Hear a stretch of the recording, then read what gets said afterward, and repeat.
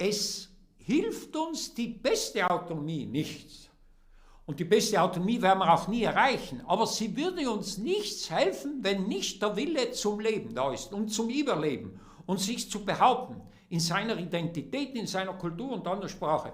Das hat nichts mit Nationalismus zu tun, weil Nationalismus heißt, ich kann nur ein guter Südtiroler sein, wenn ich den anderen, den Italienern, nicht schmecken kann. Das ist Nationalismus. Aber ein Bewusstsein haben, ein Selbstbewusstsein, was man ist, und sich dafür einzusetzen, aber tolerant sein gegenüber der anderen Kultur, aber das Recht haben, sehr stark in der eigenen Kultur aufzuwachsen, kommt mir vor, ist ja die Voraussetzung überhaupt für einen Kulturaustausch. Io penso che se tutti i gruppi linguistici. Ich denke, wenn alle Sprachgruppen diese Autonomie verteidigen, sie verteidigen und auch wertschätzen werden, dann wird unter ihnen ein Gefühl der Solidarität entstehen, das ohne Zweifel eine Voraussetzung für die weitere Entspannung in unserem Land ist. Silvius Magnago im Originalton. Die Autonomie als Schutzinstrument, das langfristig nur funktioniert, falls es ein entsprechendes Bewusstsein und auch Selbstbewusstsein gibt. Eine starke und gesicherte Identität als Voraussetzung für das Aufeinanderzugehen. Un'autonomia che allo stesso tempo va intesa. Eine Autonomie, die gleichzeitig verstanden werden muss, entwickelt werden muss und verteidigt werden muss als Autonomie von allen für alle, denn es handelt sich um ein Instrument zum Schutz der Minderheiten, um ein Instrument zur Entwicklung für den Wohlstand und das friedliche Zusammenleben aller Sprachgruppen. Stimati ospiti d'onore, sehr geehrte Damen und Herren, gentili signore e signori, stimé Gäste d'honneur, bondomsti a Deutsch. Wir sind heute am Tag der Autonomie, 75 Jahre nach der Unterzeichnung des Gruber de Gasperi-Abkommens, hier versammelt, um uns zu erinnern, aber auch um unser Bewusstsein für den Wert und das Wesen der Autonomie zu festigen. Hier am Silvius-Magnago-Platz in Bozen anerkennen wir die Südtiroler Autonomie als das Lebenswerk dieses großen Politikers, aber gleichzeitig auch als das Gemeinschaftswerk vieler. Mit der Benennung des gleich hier nebenan liegenden Stadtparks nach Alcide Berloffa würdigen wir einen der Wegbegleiter, Partner und Mitstreiter Magnagos, ohne dessen Mitwirken das Südtirol-Paket und somit auch das zweite Autonomiestatut in dieser Zeit und in dieser Form nur schwerlich hätte erreicht werden können. So wie schon Gruber und de Gasperi zuvor, teilten auch Magnago und Berloffa das Schicksal von den von ihnen Vertretenen oft als zu nachgiebig, als Verzichtspolitiker, ja von einigen sogar als Verräter gescholten zu werden. Grazie alla sua assoluta credibilità e autorevolezza, nella notte del pacchetto, novembre, Silvius Magnago ist es in der Paketnacht von Meran, 22.11.1969, dank seiner absoluten Glaubwürdigkeit und Autorität gelungen, eine knappe Minderheit der SVP-Delegierten dafür zu gewinnen, das Versprechen namens Südtirol-Paket anzunehmen. Es war eine sehr mutige Entscheidung, diesem Kompromiss trotz der Erfahrung der vorangegangenen Jahrzehnte und unter dem immer noch frischen Eindruck der erlittenen Nationalisierungspolitik zuzustimmen. Alcide Berloffa hatte dank seiner Haltung, die von einem tiefen Gerechtigkeitssinn und einem christlichen Werteverständnis geprägt war, den Mut und die Kraft, das Südtirol-Paket gegenüber den italienischsprachigen Bürgerinnen und Bürgern Südtirols zu vertreten und zu verteidigen, obwohl es von vielen italienischen Lokalpolitikern als unnötiger und unsäglicher Verzicht auf eine bis dahin als gerechtfertigt angesehene privilegierte Position betrachtet wurde.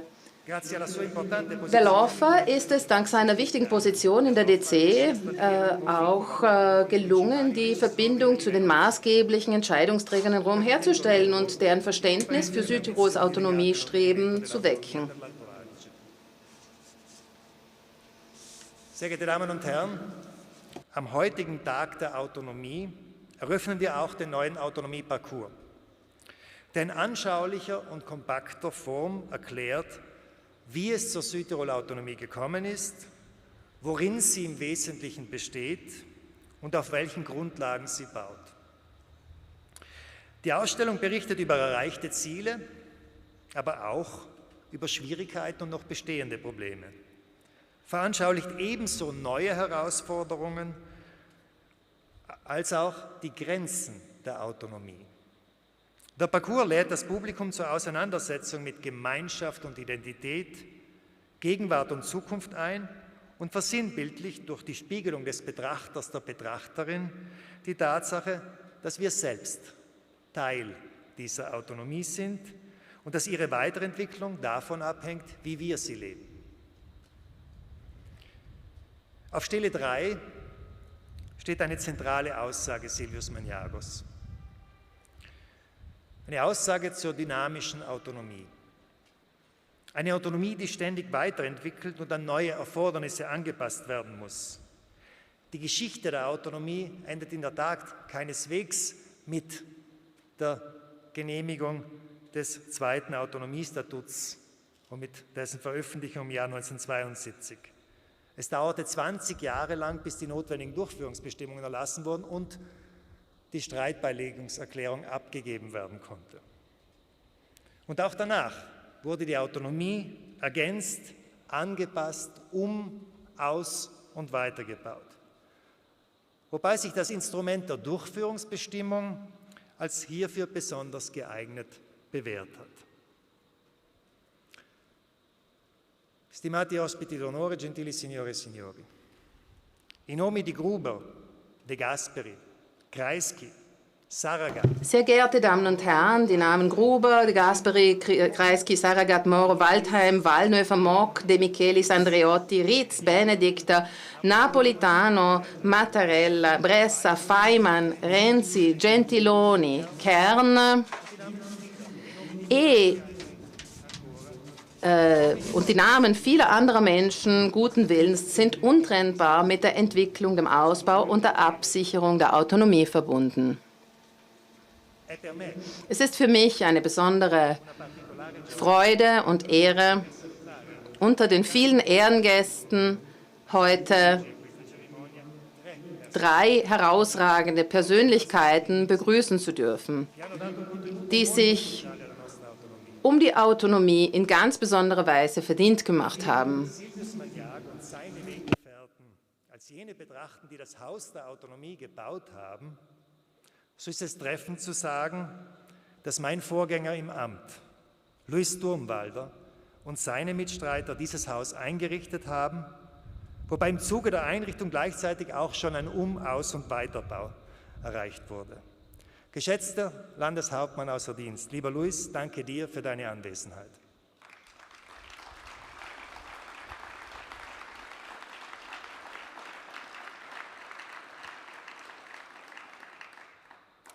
Es gäbe keine Autonomie, wenn Österreich sie nicht mit Gruber verlangt und mit Kreisky vor der UNO eingeklagt hätte.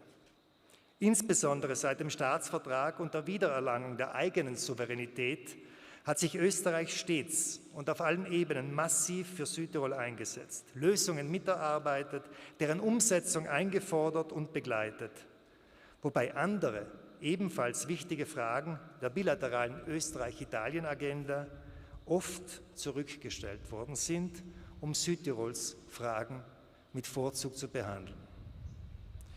Südtirol ist und bleibt Österreich dafür zu großem Dank verpflichtet.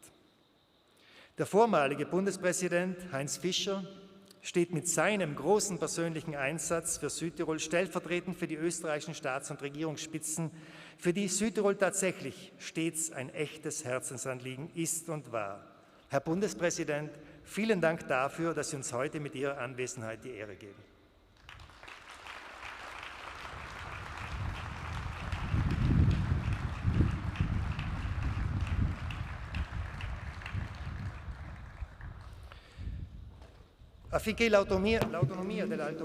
Damit Südtirols Autonomie zunächst erreicht und dann dynamisch weiterentwickelt werden konnte, brauchte es die Bereitschaft und die Zustimmung des italienischen Staates. Der Pariser Vertrag spricht von einem Geiste der Billigkeit und Weitherzigkeit. Und dieser Geist war in der wechselvollen Autonomiegeschichte und im Wechsel der italienischen Nachkriegsregierungen einmal mehr und einmal weniger spürbar. Es ist für mich eine große Ehre und Freude, mit dem Ministerpräsidenten und EU-Kommissionspräsidenten AD Romano Prodi einen Gast hier begrüßen zu dürfen, in dessen Amtszeit als Ministerpräsident viele wichtige Errungenschaften gefallen sind. Mit 14 Durchführungsbestimmungen in den Regierungen Prodi I und II hält Romano Prodi nicht nur einen zahlenmäßigen Rekord, denn diese 14 Durchführungsbestimmungen haben eine Reihe von wichtigen Fragen betroffen, wie Schule, ANAS, Energie, Proporz, Eisenbahn und Post. Herr Präsident Prodi, vielen herzlichen Dank dafür, dass Sie heute hergekommen sind, um zusammen mit uns zu feiern. Südtirol steht heute dank der Autonomie kulturell und wirtschaftlich gut da. Die Autonomie dient gemäß dem Pariser Vertrag den primären Zielen, die ethnische Eigenart und die kulturelle und wirtschaftliche Entwicklung der deutschen und ladinischen Sprachgruppe zu fördern. Die dafür im zweiten Autonomiestatut vorgesehenen Schutzinstrumente haben ihre Wirkung entfaltet, sodass die seinerzeit befürchtete langfristige Assimilierung der Minderheiten nicht eingetreten ist. Im Gegenteil. Südtirol kann stolz auf ein reichhaltiges und blühendes Kultur- und Vereinsleben von der traditionellen Volkskultur bis hin zur zeitgenössischen Kunst verweisen. Sehr geehrte Damen und Herren, es hat sich bestätigt, dass diese Schutzinstrumente allen 3 Sprachgruppen die notwendige Gewissheit geben, nicht übervorteilt zu werden. Dieser Schutz und diese Sicherheit sind, wie wir auch vorhin von Silvius Magnago im Originalton gehört haben, die Basis für ein Aufeinanderzugehen, damit aus einem friedlichen Nebeneinander ein sich wertschätzendes Miteinander wird. Gerade auf dieser Basis sollte es uns und muss es uns jetzt auch gelingen, die Mehrsprachigkeit auch mit neuen und innovativeren schulischen Angeboten und Schulmodellen noch stärker zu fördern, ohne damit das fundamentale Prinzip des Rechtes auf soliden und muttersprachlichen Unterricht in irgendeiner Weise zu gefährden. Unsere Autonomie ist, wie alles Menschengemachte, keineswegs perfekt. Sie bedarf somit nicht nur laufender Anpassung und Erneuerung, sie hat schlichtweg auch Grenzen. Diese sind rechtlicher Natur in Hinsicht auf die Zuständigkeiten, die auf staatlicher und/oder europäischer Ebene angesiedelt sind. Es gibt aber auch natürliche Grenzen einer autonomen und unabhängigen Gestaltungshoheit eines kleinen Landes wie das unsere. Die großen Herausforderungen unserer Zeit, die Finanzkrise, die Umwälzungen durch Globalisierung und Digitalisierung, die akuten Flüchtlingskrisen und die globalen Migrationsbewegungen und in ganz besonderer Weise die Klimakrise haben es unbarmherzig aufgezeigt. Viele Entwicklungen machen vor keiner Grenze Halt. Und selbst Staaten sind zu klein, diese Herausforderungen im Alleingang zu bewältigen. Wir haben nicht einmal den Wind unter Kontrolle. A seguito della pandemia del Covid-19 Im Zuge der Covid-Pandemie ist die Frage des Verhältnisses zwischen Zentralstaat und Regionalverwaltung, zwischen Zentralismus und Föderalismus neu aufgeflammt.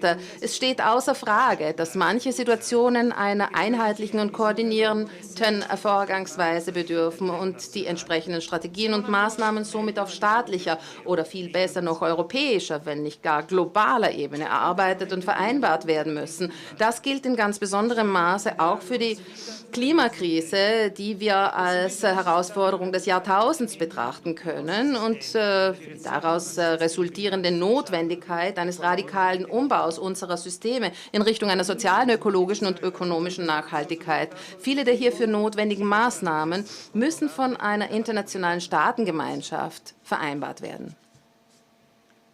Sehr geehrte Damen und Herren, liebe Südtirolerinnen und Südtiroler, das entbindet uns aber nicht von der Verantwortung. Ganz im Gegenteil. Autonomie ist Verantwortung. Die Autonomie ist auch kein Selbstzweck. Es geht dabei nicht darum, aus Prinzip oder Eigensinn immer alles selbst und anders machen zu wollen. Eine gute Verwaltung ist aber im Sinne einer substanziellen und nicht nur formellen Gleichheit in der Lage, die jeweils konkreten und spezifischen Bedürfnisse zu berücksichtigen. Silvius Magnago sagte zu diesem Thema einmal, es gibt nichts Ungerechteres, als Ungleiches gleich zu behandeln. Ich füge angesichts der aktuellen Debatte hinzu, es gibt auch nichts Ineffizienteres, als alles über einen Kamm zu scheren. Es wäre also angesichts einiger Problemsituationen im Zuge der Corona-Krise völlig falsch, die Werte der Subsidiarität und des Föderalismus an sich in Frage zu stellen. Wir brauchen aber mit Sicherheit bessere Instrumente des Austauschs und der Zusammenarbeit zwischen den verschiedenen Regierungsebenen.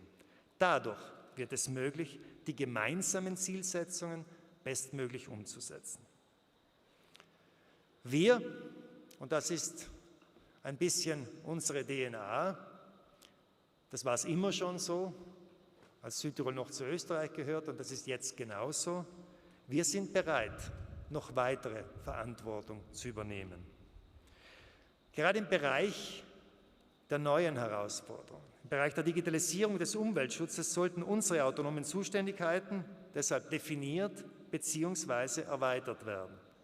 Zunächst gilt es aber, in einigen Bereichen jene autonomen Befugnisse und Spielräume wiederherzustellen, die durch die Rechtsprechung infolge der Verfassungsreform 2001 teilweise beeinträchtigt worden sind.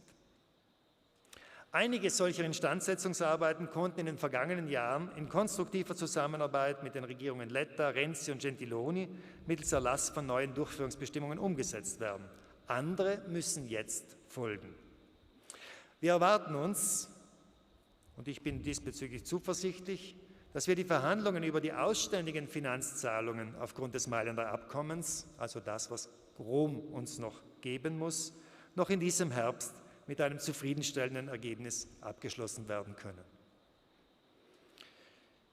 Gentili Signore e Signori, sehr geehrte Damen und Herren, vor nunmehr 100 Jahren wurde in Saint-Germain-Vertrag die Teilung Tirols besiegelt. Was danach folgte, war eine höchst leidvolle Geschichte, die viele große und kleine Opfer forderte.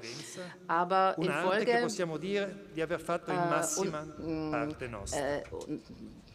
lernte unser Land dabei auch die Kunst des friedlichen Zusammenlebens, eine Kunst, die wir meistens gut beherrschen.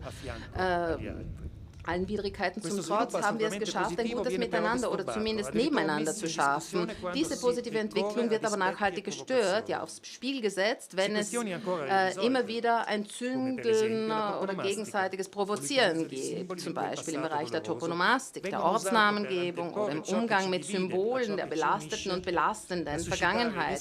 Wenn diese Themen dafür verwendet werden, Trennendes vor das Verbindende zu stellen, Missgunst und Hass zu schüren, Feindbilder zu kreieren, dann zeigen wir, dass wir von unserer Geschichte nichts gelernt haben.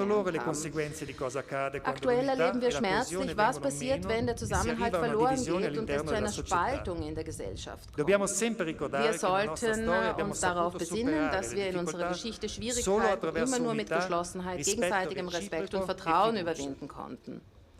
Unsere Stärke liegt in der Gemeinschaft und im Gemeinsinn. Und diesen Zusammenhalt brauchen wir angesichts der großen Herausforderungen, denen sich die Menschheit insgesamt gegenübergestellt sieht. Die aktuelle Landesregierung hat sich in ihrer Regierungserklärung zur konsequenten Verfolgung der Nachhaltigkeitsziele, wie sie von den Vereinten Nationen definiert sind, verpflichtet. Gerade durch unsere Gesetzgebungs- und Verwaltungsautonomie sehen wir uns in der Lage und gleichzeitig in der Verantwortung, diese Herausforderung anzunehmen. Das kleine Südtirol allein kann die Erderwärmung und die damit drohenden sozialen und ökonomischen Verwerfungen nicht verhindern. Wir können aber einen konkreten Beitrag leisten, Mehr noch, wir wollen unsere autonomen Spielräume nutzen, um im Rahmen der europäischen Green Deal ein Vorreiter für eine nachhaltige ökologische, soziale und ökonomische Entwicklung zu werden. In chiusura, zum Schluss. Sehr geehrte Damen und Herren, diese Erfolgsgeschichte der Südtirol-Autonomie ist uns nicht in den Schoß gefallen. Sie ist in einer mitunter auch sehr leidvollen Geschichte das Ergebnis von zähen Verhandlungen, Diplomatie und Weitsicht, Kompromissbereitschaft und Bündnisfähigkeit waren in den vergangenen Jahrzehnten ebenso erforderlich wie eine gewisse Portion Sturheit und Unnachgiebigkeit, wenn es um Grundsätzliches ging. Auf diese Weise wird es uns auch in Zukunft gelingen, Südtirols Autonomie als wirksames Schutz- und Entwicklungsinstrument zu bewahren, welches uns weiterhin erlaubt, die Identitäten zu stärken und gleichzeitig den Mehrwert der vorhandenen Vielfalt zu nützen. Eng verbunden mit unserer Heimat und stark verwurzelt in unserer Kultur und Tradition können und wollen wir offen sein und Brücken schlagen. Denn Heimat, sehr geehrte Damen und Herren, ist ein wertvoller Haltegriff in einer Zeit der Verunsicherung und der globalen Veränderung. Diese Heimat gibt uns gleichzeitig auch die notwendige Sicherheit, die Möglichkeiten zu nutzen, die uns ein Europa ohne Grenzen bietet. In diesem Sinne wollen wir in Zukunft die grenzüberschreitende Zusammenarbeit im Rahmen der Europaregion, der Euregio, Tirol, Südtirol, Trentino noch stärker ausbauen. Eben weil wir uns mit unserem kulturellen Reichtum und unserer Mehrsprachigkeit als Brücke zwischen dem deutsch-österreichischen und dem italienischen Kultur- und Wirtschaftsraum als kleines Europa in Europa verstehen. Ich wünsche mir ein Südtirol, das Heimat gibt und gleichzeitig weltoffen, europäisch und mehrsprachig ist. Mi auguro un Alto Adige rispettoso delle proprie tradizioni e allo stesso tempo aperto al mondo, europeista e plurilingue. Ich wünsche mir ein Südtirol, das in Vielfalt vereint ist und in welchem das gemeinsame Streben nach einer nachhaltigen Entwicklung verbindend und motivierend wirkt. Mi auguro un Alto Adige unito nelle diversità, nel quale l'impegno di tutti sia per uno sviluppo sostenibile, capace di coinvolgere e di motivare. Ein Südtirol, das aus der Vergangenheit seine Lehren zieht und zuversichtlich nach vorne blickt. Un Alto Adige che sappia trarre l'insegnamento dal passato e guardi al futuro con fiducia. Dankeschön, grazie.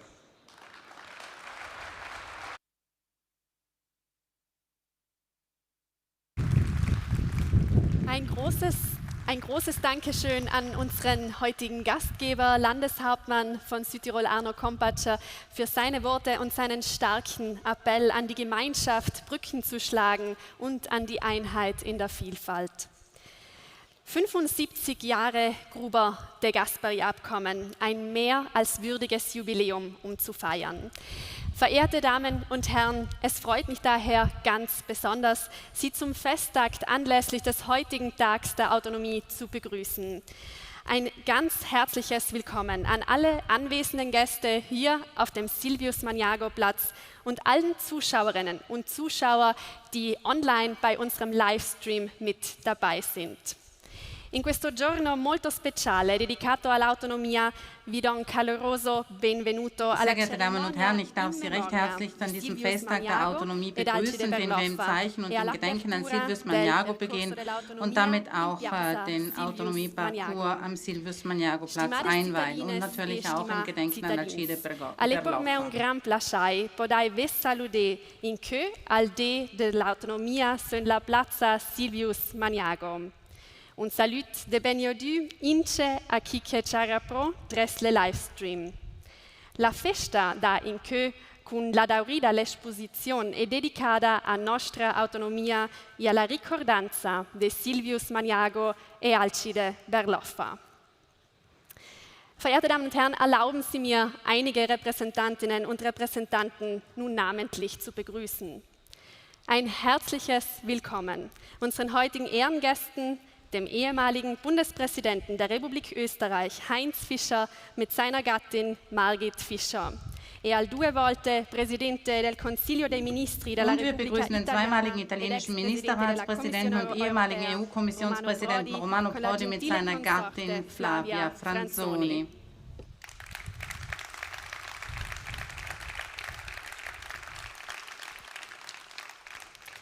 Ein herzliches Grüß Gott, ebenfalls dem Bischof der Diözese Bozen-Brixen, Herrn Ivo Musa.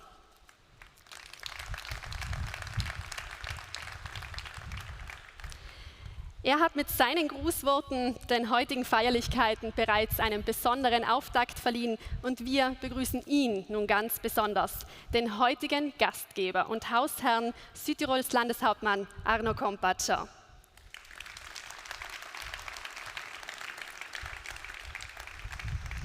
Ebenso ein herzliches Willkommen dem Landeshauptmann des Bundeslandes Tirol und Euregio-Präsidenten Günther Platter e al Presidente del Trentino Maurizio Fugatti. Und wir begrüßen natürlich den Trentiner Landeshauptmann Maurizio Fugatti.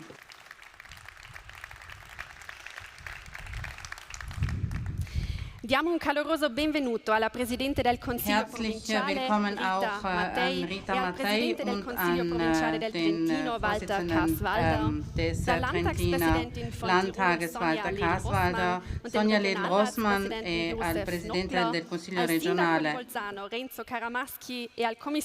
den Bürgermeister von Bozen Renzo Caramaschi und den Regierungskommissar Vito Cusumano. Ein besonderer Willkommensgruß gilt den heutigen Rednerinnen und Rednern dieser Veranstaltung. Dem langjährigen Landeshauptmann von Südtirol, Luis Durnwalder, der ehemaligen Landesrätin und nunmehr Präsidentin der Dr. Silvius Magnago Stiftung Marta Stocker, dem ehemaligen Landesrat Hugo Valentin e al ex sindaco di Bolzano ed ex vice segretario generale della Giunta provinciale. Und wir begrüßen natürlich auch den ehemaligen Bozner Bürgermeister und ehemaligen Vizegeneralsekretär des Landtags, Giovanni Salghetti Drioli. Allen anwesenden Mitgliedern der Südtiroler Landesregierung ein herzliches Grüß Gott, ebenso dem Vorsitzenden des Südtirol-Unterausschusses im österreichischen Parlament, Herrn Hermann Gahr, den Südtiroler Abgeordneten zum Europäischen Parlament, zum Senat und zur Kammer, allen anwesenden Mitgliedern des Südtiroler Landtages, dem Präsidenten der Handelskammer, Michel Ebner, ai rappresentanti della giustizia e delle forze dell'ordine. Die Vertreter natürlich auch der Ordnungskräfte. Ein Willkommensgruß den Bürgermeisterinnen und Bürgermeistern des Landes sowie allen ehemaligen Mitgliedern der Südtiroler Landesregierung, des Parlaments und des Landtages. Ebenso herzlich begrüßen darf ich die Angehörigen der Familien von Silvius Magnago und Alcide Berloffa.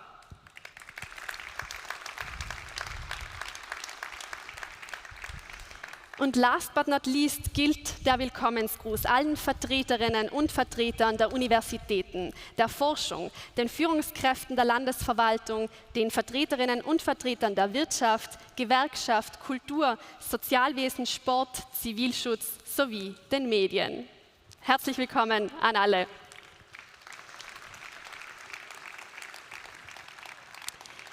Der heutige Festtag zum Tag der Autonomie wird zu einer Zeitreise zwischen Vergangenheit, Gegenwart und Zukunft. Wir blicken zurück im Gedenken an das Wirken des Vaters der Autonomie, Silvius Magnago, und an Alcide Berloffa, spannen den Bogen weiter zur Gegenwart durch die Eröffnung des Autonomieparcours und wagen abschließend auch einen Ausblick in die Zukunft. La Piazza Silvius Magnago der Silvius-Magnago-Platz öffnet mit diesem Autonomieparcours noch ein Stück weiter sich mehr den Bürgerinnen und Bürgern. Es ist ein sinnbehafteter Ort, unmittelbar vor dem Sitz der Landesregierung und dem Landtag, ein Platz der Politik, der Gesellschaft, der Verbindung, wo alles zusammenkommt, Geschichte, Kultur. Und in diesem Sinne freuen wir uns jetzt auf die Begrüßungsworte der Landtagspräsidentin Rita Mattei.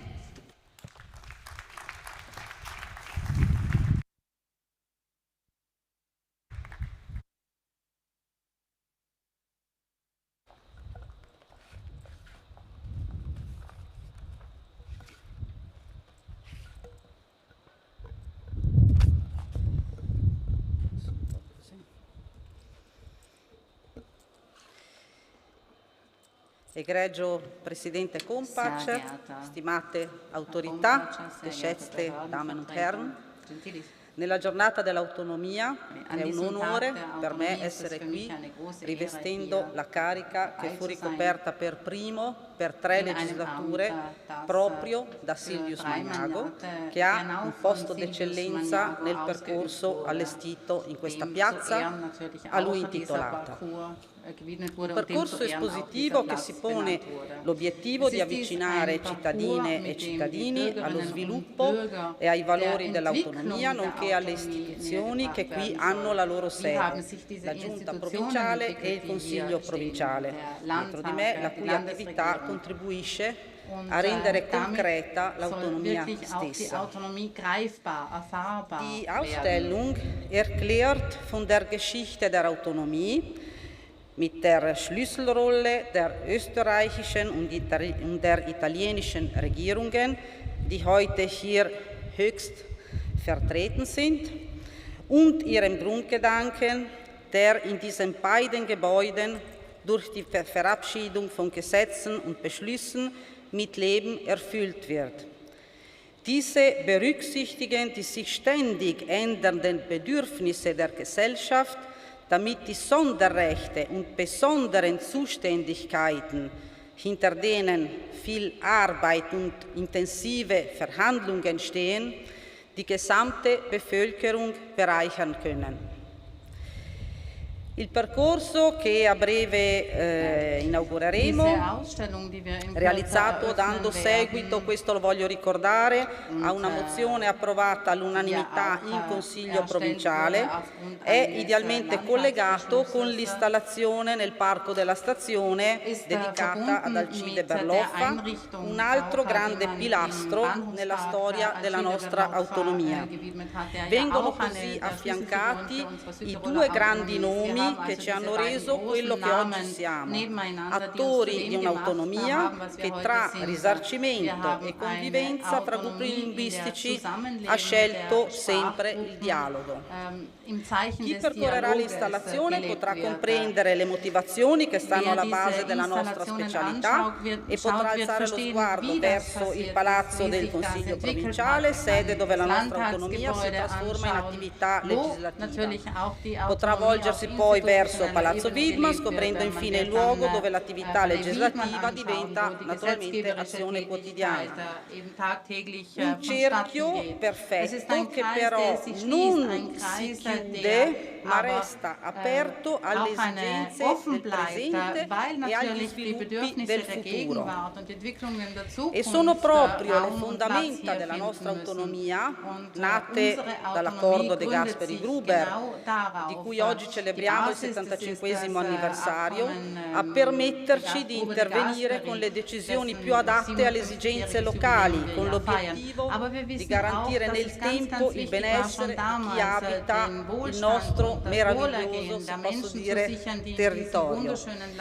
Ed è proprio in questo momento storico delicato e difficile che dobbiamo continuare a scoprire il piacere di rimanere uniti, italiani, tedeschi e ladini, assieme per affrontare nuove sfide, come anche la crescente globalizzazione, per esempio, che troppo spesso mette a dura prova le nostre radici, le nostre tradizioni, le nostre lingue e le nostre straordinarie culture. Auch in Abrede stellt. Orgogliosa di essere altoatesina e autonomista. Sono orgogliosa della nostra storia e della nostra terra, dell'impegno che la comunità italiana ha prestato per costruire assieme alle comunità tedesca e ladina gemeinsam mit der deutschen und ladinischen Sprachgruppe ins Feld geführt hat, eine florierende Wirtschaft aufzubauen, die auch nachhaltig sein soll und will. Dass diese Ausstellung dazu beiträgt, allen, die daran vorbeigehen, den Wert unserer Autonomie vor Augen zu führen. Auch erinnerte sie uns Vertreter aller Bürger und Bürgerinnen daran, von welch großer Bedeutung die Aufgabe ist, die uns anvertraut wurde. Eine Aufgabe, die wir nur erfüllen können, wenn wir alle, wie Magnago selbst sagte, als er 1948 das Amt des Landtagspräsidenten übernahm, unsere Fachkenntnisse, Erfahrungen und Heimatliebe zur Verfügung stellen. Quindi mettendo a disposizione la nostra esperienza, le nostre competenze, il nostro amore verso questa terra. Perché questa autonomia possa avere uno sviluppo felice, citando sempre Magnago nella seduta dann erfolgreich sein, so hat das ja Magnago damals formuliert, wenn dieser Geist weiterhin regiert zwischen diesen beiden Völkern, die eben das Pariser Abkommen unterzeichnet haben, also Italien und Österreich. Und mit diesem Parcours, den wir heute 75 Jahre nach dieser Unterschrift eben eröffnen, soll uns dabei helfen, das niemals zu vergessen.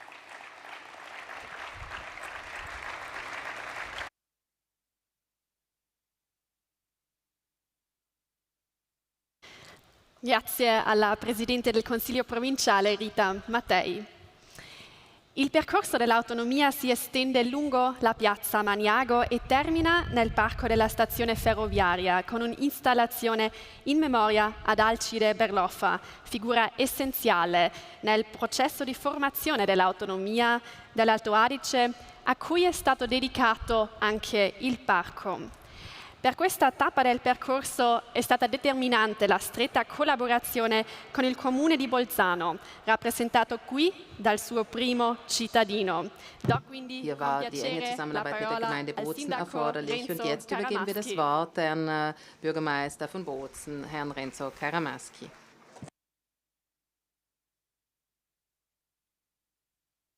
Gentile pubblico, gentili autorità, geschätzte Gäste, Autorität, zivile, Militär.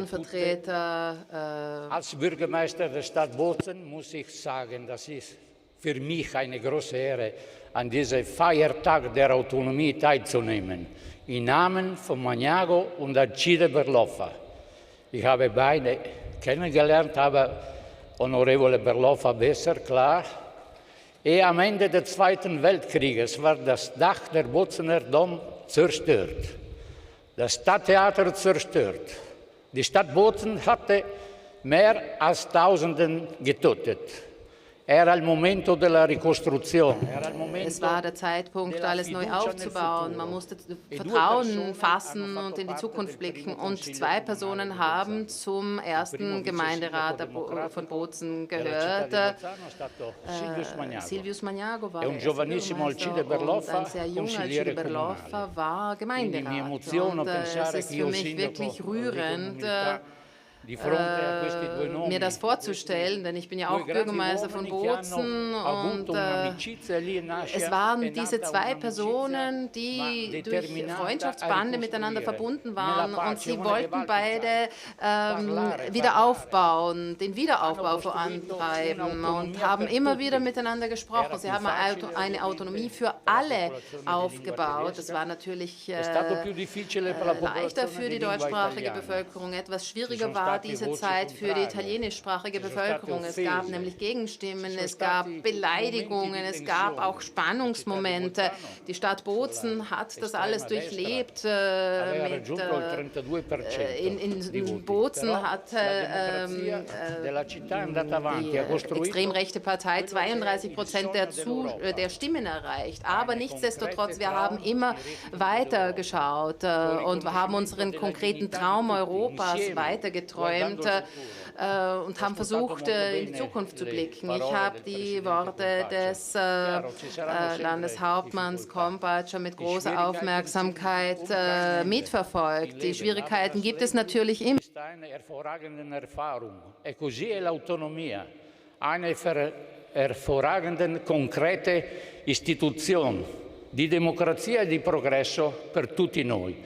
Quindi quando il Presidente Kompatscher, als der Landeshauptmann Kompatscher diese Verlängerung vorgeschlagen hat, haben wir sofort uns dafür ausgesprochen. Und der Name Alcide Berlofas wurde dann fast einstimmig genannt. Er war wirklich stur, er war entschlossen und hat immer nach vorne geblickt. Also Berlofa und Maniago sind zwei Persönlichkeiten, die wirklich einen ganz starken und wichtigen Beitrag geleistet haben zu dem, was wir heute sind und was ich hoffe, was wir auch in Zukunft sein werden. Vielen herzlichen Dank.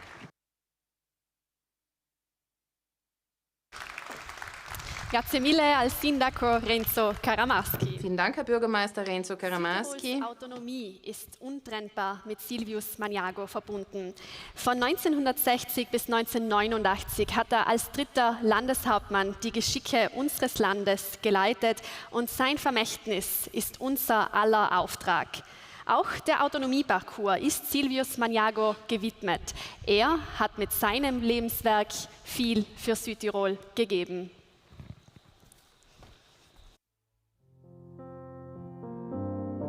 Geben ist immer schöner wie nehmen. Und ich habe etwas dem Land geben können für Südtirol, meiner Heimat. Und was gibt es denn schöner, wenn man dieser Heimat helfen kann und in diese glückliche Lage versetzt worden ist. Und dazu habe ich viel Zeit gehabt. Und es wäre furchtbar, wenn ich in dieser langen Zeit nicht auch etwas bewegt hätte, das unserer gemeinsamen Heimat dann zugute gekommen ist und weiterhin zugute geht, wie auch das, was in Zukunft noch geschehen wird.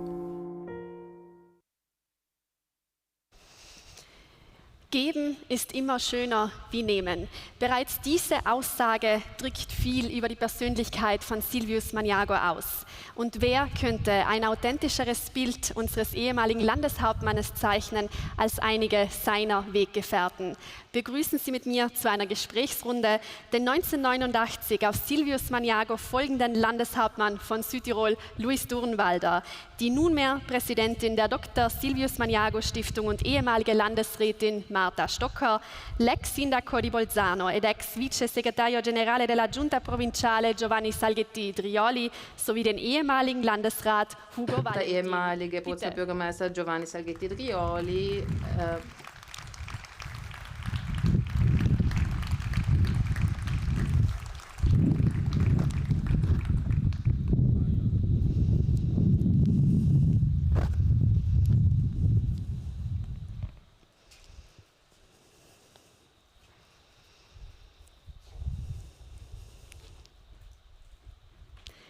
Unser ehemaliger Landeshauptmann Durnwalder, bitte gleich in der Mitte Platz nehmen. Frau Stocker, bitte daneben.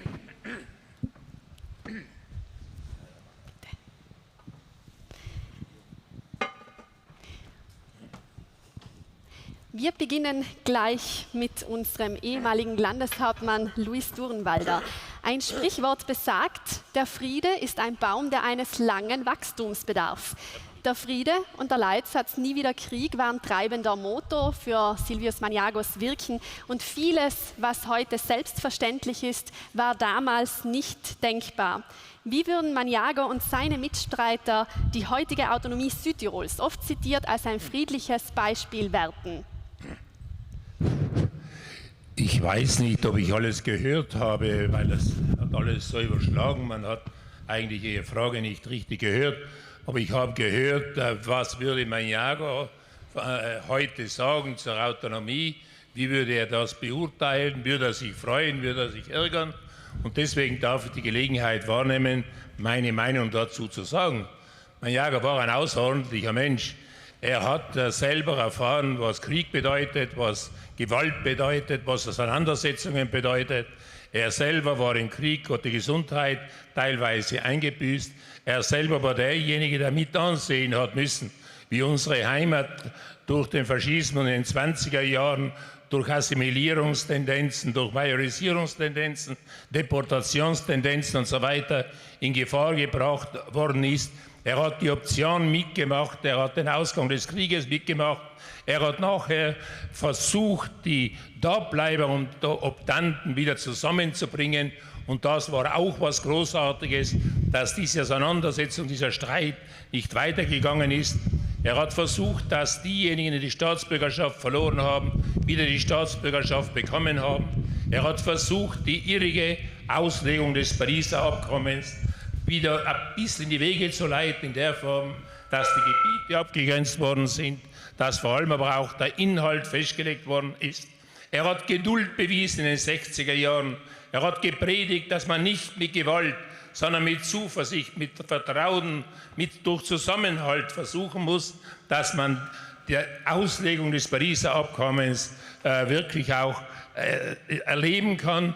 Und ihm ist es gelungen, durch seine Persönlichkeit, durch Integrität, vor allem durch ein Ansehen in Rom und in Wien und darüber hinaus, ist es ihm gelungen, dass das Paket zustande gekommen und letzten Endes auch genehmigt worden ist.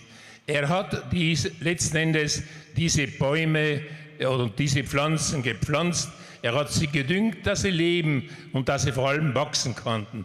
Und er hat uns gesagt, er würde uns sagen, schaut Leute, ich habe diese Pflanzen gepflanzt, ich habe sie gedüngt. Aber wie immer, ich komme aus der Landwirtschaft, ist es halt so, dass man Pflanzen halt immer wieder gießen muss, immer wieder düngen muss und ab und zu auch die eine und andere Pflanze wieder nachsetzen muss. Und das hat Maniago uns auch Auftrag gegeben. Er hat sich sicher gefreut, als er festgestellt hat, was die Autonomie für uns gebracht hat. Dass die Autonomie nicht nur für die deutsche, sondern für alle 3 Sprachgruppen in Südtirol gewährt worden ist. Dass aus dem Gegeneinander langsam ein Nebeneinander, ja sogar ein Miteinander geworden ist. Dass letzten Endes die Leute die Vorteile der Autonomie irgendwie erkannt haben, dass Zusammenhalt letzten Endes diese soll man sagen, Vorteile gebracht hat. Er würde sich freuen, wenn er sieht, was in unserem Lande mit dieser Autonomie geworden ist. Dass wir nicht nur verlangt haben, sondern dass wir letzten Endes uns auch beteiligt haben an der Weiterentwicklung dieser Autonomie, am Ausbau dieser Autonomie. Und ich glaube, er würde sagen, letzten Endes, ich habe das meine getan, gemeinsam mit meinen Mitarbeiterinnen und Mitarbeitern, aber ich freue mich, dass auch ihr an dem weitergearbeitet habt. Wir haben weitergearbeitet, wir haben einen gewissen Wohlstand für viele, um nicht zu sagen für alle in Südtirol erreicht. Aber auf der anderen Seite liegt es jetzt bei uns, dafür Sorge zu tragen, dass wir den Wohlstand auch in Wohlbefinden umwandeln können.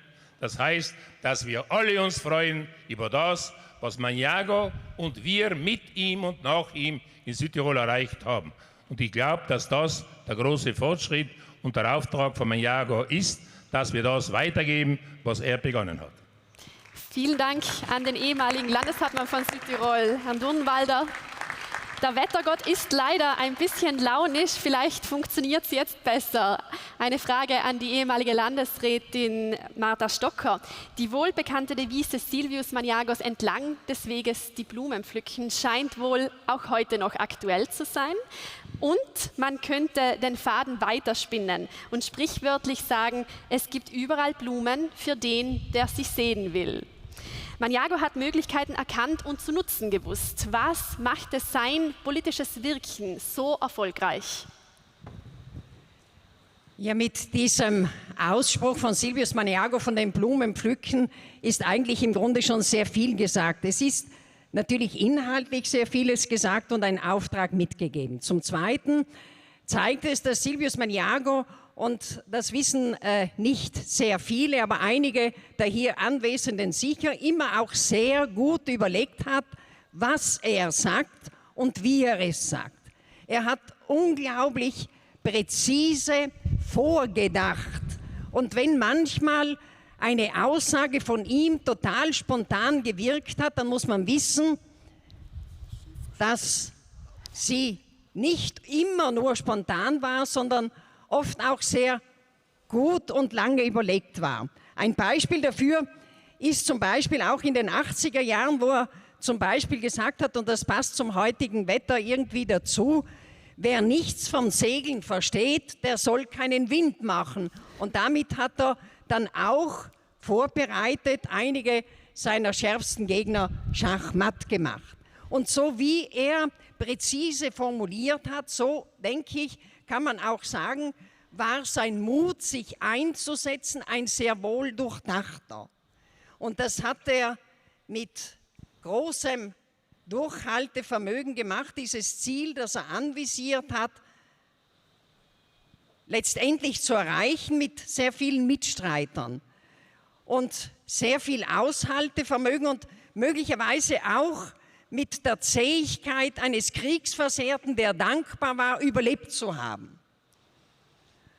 Und gleichzeitig war es auch so, dass er natürlich sehr viel Stärke aus dem geholt hat, dass er gewusst hat, wie Bruno Kreisky gesagt hat, dass unsere Sache gerecht ist. Und wenn wir schon von Bruno Kreisky reden, dann reden wir vielleicht auch von Aldo Moro. Das waren die zwei, die ihm unglaublich geholfen haben, dass es möglich war, zu dem Erreichten zu kommen, das wir heute haben. Und vielleicht wäre es auch eine Gelegenheit, ihnen ein noch besseres Denkmal zu setzen, als wir hier versucht haben, ein bisschen beim Autonomieparcours das zu tun. Was er auch getan hat, er hat versucht, seine Gegner auch einzubeziehen bis zum letzten, solange es irgendwie gegangen ist. Natürlich hat er auch einige verloren und manchmal hat es auch die Klagen darüber gegeben, dass er in seiner Klarheit und in seiner Kohärenz auch ausgegrenzt hat. Aber er hat versucht, so lange mitzunehmen, solange es gegangen ist. Und was natürlich ihn auch ausgezeichnet hat, ist seine Art, menschennah zu formulieren. Manche würden sagen, ein bisschen populär zu formulieren. Er hat immer wieder nachvollziehbare Beispiele gebracht und hat sie im rechten Moment eingesetzt und er hat vielfach auch warten können, wenn er ein gutes Argument hatte, das nicht sofort zu benutzen, sondern möglicherweise auch erst einmal ein halbes Jahr später, wo es dann richtig gewirkt hat. Das war bei der Landesversammlung 69, wie er zu den politischen Häftlingen Stellung genommen hat. Das hätte er ein halbes Jahr vorher auch machen können. Aber er hat es auf die Landesversammlung aufgespart. Und letztendlich, vielleicht zusammenfassend, könnte man einfach sagen, er war in seiner Selbstlosigkeit, in seiner überzeugten Kohärenz ganz einfach ein Vorbild für dieses Land und er war letztendlich Südtirol. Und das war er mit allen Fasern seines Herzens, seiner Persönlichkeit und ich glaube, dass sich wenige ihm haben wirklich entziehen können. Natürlich hat er auch seine Gegner gehabt, aber ich denke, auch Sie haben ihn letztendlich geschätzt, wie man in einem Buch, wo auch seine Gegner zum Wort kommen, das gut nachlesen kann. Ich kann zum Schluss nur persönlich sagen, für mich war er so etwas wie das ganz große Vorbild, das man immer vor Augen hat, wenn man etwas tut und wo man sich irgendwo immer auch messen muss. Ich kann mich noch erinnern, wie zum ersten Mal irgendjemand mir die Mitgliedschaft in der Südtiroler Volkspartei verweigert hat. Das war also, wie ich 18 Jahre alt war. Das war nicht etwas, was ich persönlich genommen habe, aber ich habe es so genommen, dass es eine Beleidigung für Silvius Maniago ist. Soweit natürlich auch zum Ausdruck gebracht die Verehrung, die auch viele junge Menschen für ihn gehabt haben. Und ich denke, das erklärt etwas das Phänomen Silvius Maniago. Vielen Dank an Marta Stocker. Signor Salghetti-Drioli, nella sua lunga Herr Salghetti-Drioli, Sie haben im Laufe Ihrer beruflichen Karriere in der Südtiroler Landesverwaltung eng mit Silvius Maniago zusammengearbeitet. Welche sind die Momente, die Ihnen besonders in Erinnerung geblieben sind?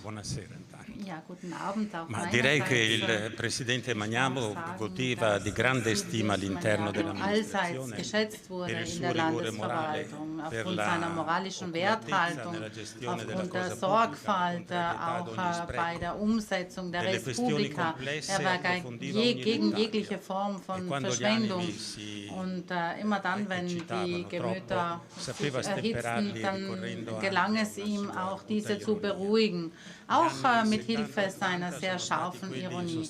Die 70er und 80er Jahre waren sicherlich die, die den Rechtsrahmen für die Wirtschaft geboten haben, wo wesentliche Inhalte auch gestaltet wurden. Und er war bekannt für die Zähigkeit, mit der er sich den Verhandlungen gestellt hat. Er hat jedermann angehört, er hat an jeder endgültigen Lösung gefeilt und man wusste dann irgendwann mal, jetzt ist der Punkt gekommen, wo nichts mehr geht. Und natürlich auch die gesetzgeberische Tätigkeit des Landes wurde davon geprägt. Es wurden staatliche Normen an die Bedürfnisse eben des Landes angepasst. Und er hat immer mit einem wachen Auge darüber gewacht. Er hat aufgepasst, dass nicht bestimmte Interessensgruppen bedient wurden, dass nicht ein Ungleichgewicht in der Bevölkerung entsteht. Und als ich dann zum Bürgermeister Bozens gewählt wurde, unerwartet, da war er der erste Bürgermeister 48. Er ist ja 7 Jahre bis 57 im Gemeinderat geblieben. Und er hat mir dann auch gleich gesagt, pass auf, Bozen ist keine einfache Stadt. In Bozen, da ist die Spaltung immer auf der Lauer. Und sein Augenmerk galt natürlich auch der Universität, den Schulen. Aber er dachte auch, dass es wichtig sei, diese Gemeinschaft, den Gemeinschaftssinn zu fördern. Und nach seinem Mandat, also beim Mandatsende, da hat er mir dann mehrfach noch gegenüber betont, dass es ihm leid tue, dass er sich nicht mehr für die italienische Sprachgruppe eingesetzt habe, ihnen gezeigt habe, dass er auch ihr Landeshauptmann sei. Aber er war auch relativ unbeschwert, weil er wusste, dass er in all diesen Jahren und Jahrzehnten mit sehr viel Engagement gearbeitet hat für alle 3 Sprachgruppen, für die Interessen aller 3 Sprachgruppen. Und das ist natürlich auch so gewesen und das möchten wir heute würdigen. Ihn und Alcide Berloffa. Ich darf auf etwas noch eingehen, das vielleicht prägend war und bezeichnend war für das, was Silvius Magnago gesagt und gedacht hat. Tradition bedeutet nicht, dass man hier Asche sammelt, sondern man muss Ideale weitergeben. Vielen Dank. Vielen Dank, Giovanni Salghetti Drioli. Herr Valentin, Sie waren unter Silvius Magnago als Vertreter der ladinischen Sprachgruppe in der Landesregierung. Wege entstehen bekanntlich dadurch, dass man sie geht, und Silvius Magnago war sicherlich ein Mensch, der vorausgegangen ist. Welche Bedeutung hat Magnago für die ladinische Sprachgruppe? Un salut de cœur, insta mia per aduce atlo. Magnago, bel soi nom e program de la Urda Vita. Pur latin, der Calvain del latin, magna agere. E Magnago a veramente réalisé et structuré de gran cosas que juts inch a util de nos ladins al manco di ladins de Gardana et Badia. Magnago hat wirklich Großes geleistet, wie sein Name das auch schon sagt. Magna agere. Und dieses sein Lebenswerk hat sich für uns Ladiner auch zum Wohle unserer Ethnie ausgewirkt.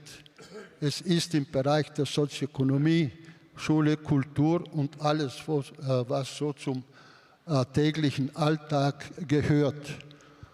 Und ich verweise auf die Erinnerung von Martha Stocker von den Blumen. Ich möchte sagen, es stimmt, das habe ich auch damals mitbekommen.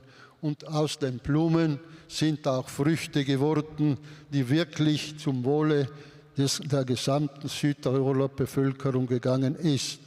Und für uns Ladiner hat uns vor allem genau dieses Wort, das wir zur Einleitung der heutigen Veranstaltung gehört haben, wirklich am meisten geholfen, dass er gesagt hat, man muss selber wollen, sonst hilft keine Autonomie, nichts. Und in der Tat wurde unser Identitätsbewusstsein dermaßen angeregt, dass wir heute von den Auswärtigen oder von den Nachbartälern um unsere Autonomie beneidet wird. Ich denke hier an die Gemeinden in den Nachbargemeinden des Bellunesischen. Und vorhin wurde ich, das möchte ich auch hier erwähnen, ob es stimmt, dass die Ladiner in Paris vergessen wurden. Das trifft nicht zu. Die Geschichte sagt anderes. Es war nämlich damals 1946 im Sommer, als statt dem Anschluss an Österreich oder die Rückkehr nach Österreich die Autonomie zur Diskussion stand. Da hat die damalige österreichische Delegation sehr wohl einen Antrag um die Festlegung des Autonomieterritoriums auch neben den Gemeinden des Südtiroler Unterlandes, den deutschsprachigen Gemeinden von Nonsberg, auch verlangt, dass die ladinischen Gemeinden des Fassatales von Buchenstein, Colle Santa Lucia und Ampezzo mit eingeschlossen werden. Es war nicht möglich. Der Verhandlungspartner wollte von den Ladinern nichts wissen. Er hatte nämlich schon 1921, ich meine hier de Gasperi, schon festgestellt, dass es die ladinische Ethnie nicht gäbe. Und heute müssen wir feststellen, und ich wiederhole es beneiden uns unsere Landsleute jenseits der Landesgrenze, Ampezaner, Buchensteiner. Mi rivolgo all'onorevole Presidente Prodi. Und ich darf mich auch an den ehemaligen Ministerrat Prodi wenden, als Sie zum zweiten Mal an der Spitze der Regierung standen. Da gab es ein Referendum in den drei ladinischsprachigen Gemeinden in Belluno, wo eine große Mehrheit der Wählerinnen und Wähler sich für den Übertritt zur Provinz Bozen ausgesprochen hatten. Aber das ist etwas, das bis dato nicht weitergeführt wurde. Wirklich mit Überzeugung sagen, dass wir als Ladiner die Dankbarkeit Maniago gegenüber weiterhin von Herzen aufrechterhalten werden. Dankeschön. Danke Integra an Hugo Valentin. Und wir freuen uns auf ein abschließendes Statement unseres ehemaligen Landeshauptmannes. Herr Durnwalder, welche Botschaft steht für Sie am heutigen Tag der Autonomie im Zentrum, im Mittelpunkt dieser Feierlichkeiten? Zunächst einmal sollten wir uns freuen über das, was wir erreicht haben. Wir können die Autonomie nur erhalten, nur weiterentwickeln, wenn die Bevölkerung mit uns geht. Wenn wir die Bevölkerung mitnehmen und zwar in ihrer Gesamtheit. Die Autonomie müssen wir für alle drei Volksgruppen in unserem Lande so verwalten, dass alle drei Volksgruppen daraus einen Vorteil erzielen können, nicht den materiellen Vorteil, insgesamt, dass sie sich berücksichtigt fühlen, dass sie sich mitgenommen fühlen. Und wir müssen auch berücksichtigen, dass in unserem Lande sich auch eine Weiterentwicklung anbaut. Auch das müssen wir mit berücksichtigen, denn nur durch Gemeinsamkeit, nur gemeinsam können wir diese Autonomie erhalten. Wir müssen vor allem die Jugend aufklären. Die Jugend weiß heute vielfach nichts mehr vom Kampf, damit wir zu dieser Autonomie gekommen sind. Und deswegen, lieber Landeshauptmann Kompatscher, danke ich dir und der Landesregierung, dass ihr überhaupt diesen Parcours aufgebaut habt, damit die Jugend sieht, wie es war. Sie sieht nur die heutige Situation. Sie weiß vielfach nicht, wie wir zur heutigen Situation gekommen sind, dass es hier viel Opfer gebraucht hat, viel Zusammenarbeit, viel Verständnis zwischen den einzelnen Volksgruppen, dass Ängste abgebaut werden haben können. Denn mit Angst allein kann man nicht Positives leisten. Wir müssen selbstsicher sein. Wir müssen überzeugt sein, dass uns das zusteht und dass wir auch das Recht haben, das Ziel des Pariser Abkommens, autonome Gesetzgebung und Verwaltung, wirklich auch in der heutigen Zeit praktizieren zu können. Wir müssen uns dessen bewusst sein, dass wir das allein nicht können, dass wir hier weiterhin die Unterstützung Österreichs brauchen. Und lieber Herr Bundespräsident Fischer, ich möchte dir stellvertretend für alle Gremien in Österreich auch gar recht herzlich Dankeschön sagen. Wir haben von Österreich immer die Unterstützung bekommen, die wir gebraucht haben. Ihr habt es uns gesagt und werdet es auch weiter sagen. Leute, zuerst müsst ihr schauen, das zu erreichen, was für euch gut ist. Ihr selber müsst erkennen, was ihr braucht, damit ihr diese autonome Gesetzgebung und Verwaltung im Sinne des Pariser Vertrages entwickeln und der Zeit anpassen könnt. Wir brauchen die Unterstützung Rom, der demokratischen Kräfte. Caro Prodi, io mi ricordo quante volte sono venuto da te. Lieber Romano Prodi, ich kann mich noch erinnern, wie oft bin ich zu dir gekommen, um Hilfe zu bitten, um diese dynamische Autonomie einzurichten, um neue Kompetenzen zu erwirken. Und ich bin sicher, dass wir auch in Zukunft diesen Weg weiter beschreiten müssen. Denn die Autonomie ist nichts Statisches, die Autonomie ist etwas Dynamisches, die entwickelt sich weiter. Autonomie ist etwas Dynamisches, muss etwas Dynamisches sein, muss all das berücksichtigen, was die aktuellen Rahmenbedingungen sind. Wir haben heute natürlich ganz andere Probleme, als wir sie früher hatten. Die Rahmenbedingungen haben sich, wie gesagt, verändert. Wir leben in einem Europa, wo es die Grenzen, die es damals gab, nicht mehr gibt. Wir haben eine einheitliche Währung, den Euro. Es gibt die Grenzen in der Form, wie wir sie früher kannten, nicht mehr. Das Abkommen von Schengen bietet uns natürlich den freien Personenverkehr. Das bedeutet für uns, wir brauchen heute Lösungen, die auf die aktuelle Situation zugeschnitten sind. Eingemeißelt. Die Autonomie muss sich weiterentwickeln. Sie muss der Zeit angepasst werden. Sie muss den Umständen angepasst werden. Und hier, glaube ich, gibt es noch vieles, vieles zu tun. Natürlich müssen wir immer versuchen, den richtigen Weg zu beschreiten, immer auf Grundlage der internationalen Verträge. Das Südtirol-Problem ist nicht eine innerstaatliche Angelegenheit. Das Südtirol-Problem unterscheidet sich von den anderen Autonomien in Italien. Wir haben eine international abgesicherte Autonomie. Wir müssen gemeinsam mit Trient versuchen, diese Autonomie entsprechend zu differenzieren, entsprechend zu verteidigen. Wir müssen zusammenarbeiten auch untereinander und müssen versuchen, letzten Endes auf den Weg, den Maniago mit seinen Mitarbeiterinnen und Mitarbeitern aufgezeigt hat, weiterzuführen. Es ist richtig, dass wir bei dieser Gelegenheit nicht nur an Maniago denken, sondern auch an seine Mitarbeiterinnen und Mitarbeiter. Wir wissen ganz genau, unabhängig, ob sie später der Opposition angehören oder nicht, wir wissen, dass ohne Benedikta, ohne Ritz, aber vor allem ohne Berloffer dieses Ergebnis nicht erreicht worden wäre. Wie viel habe ich mit Berloffer verhandelt noch? Wie viel habe ich mit den italienischen Vertretern, die auch in den verschiedenen Kommissionen vertreten waren, diskutiert? Wie oft haben wir gemeinsam mit dem Trentino neue Wege gesucht? Das heißt, nur Maniago gemeinsam mit seinen Mitstreitern hat dieses Ergebnis gebracht. Wir, verehrter Landeshauptmann, haben jetzt die Aufgabe, auf dem weiterzubauen, was uns unsere Vorfahren erarbeitet haben.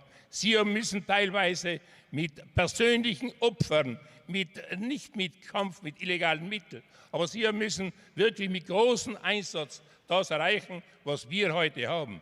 Wir dürfen aber das nicht vergessen. Wir müssen Ihre Leistungen entsprechend schätzen und müssen das Gute weiterentwickeln, Neues dazu bekommen. Und da gibt es noch eine ganze Menge nach oben, wo noch Luft wäre, was wir bekommen müssen. In diesem Sinne, glaube ich, würde sich auch Maniago freuen, wenn er sieht, dass wir uns dessen bewusst sind, dass wir uns freuen über das, was wir heute haben, dass wir dankbar sind und so wie Cicero sagt, Dank ist die erste Schuld, die wir abbauen müssen. Das heißt, wir müssen allen dankbar sein, die uns dabei unterstützt haben.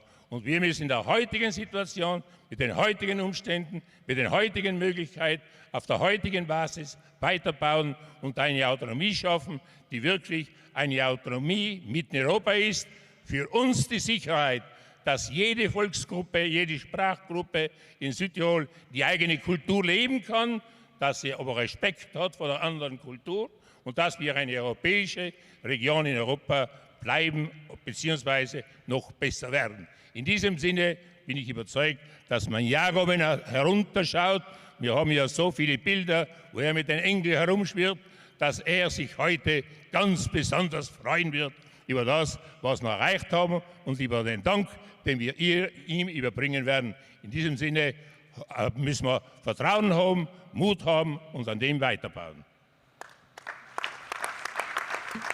Also Silvius Maniagos Vermächtnis als Auftrag an uns alle und mein Dank gilt nun an meine Gesprächspartnerin und meine Gesprächspartner. Einen großen Applaus nochmals an die Weggefährten von Silvius Maniago, Luis Durnwalder, Marta Stocker, Giovanni Salgetti-Drioli und Hugo Valentin. Vielen, vielen Dank.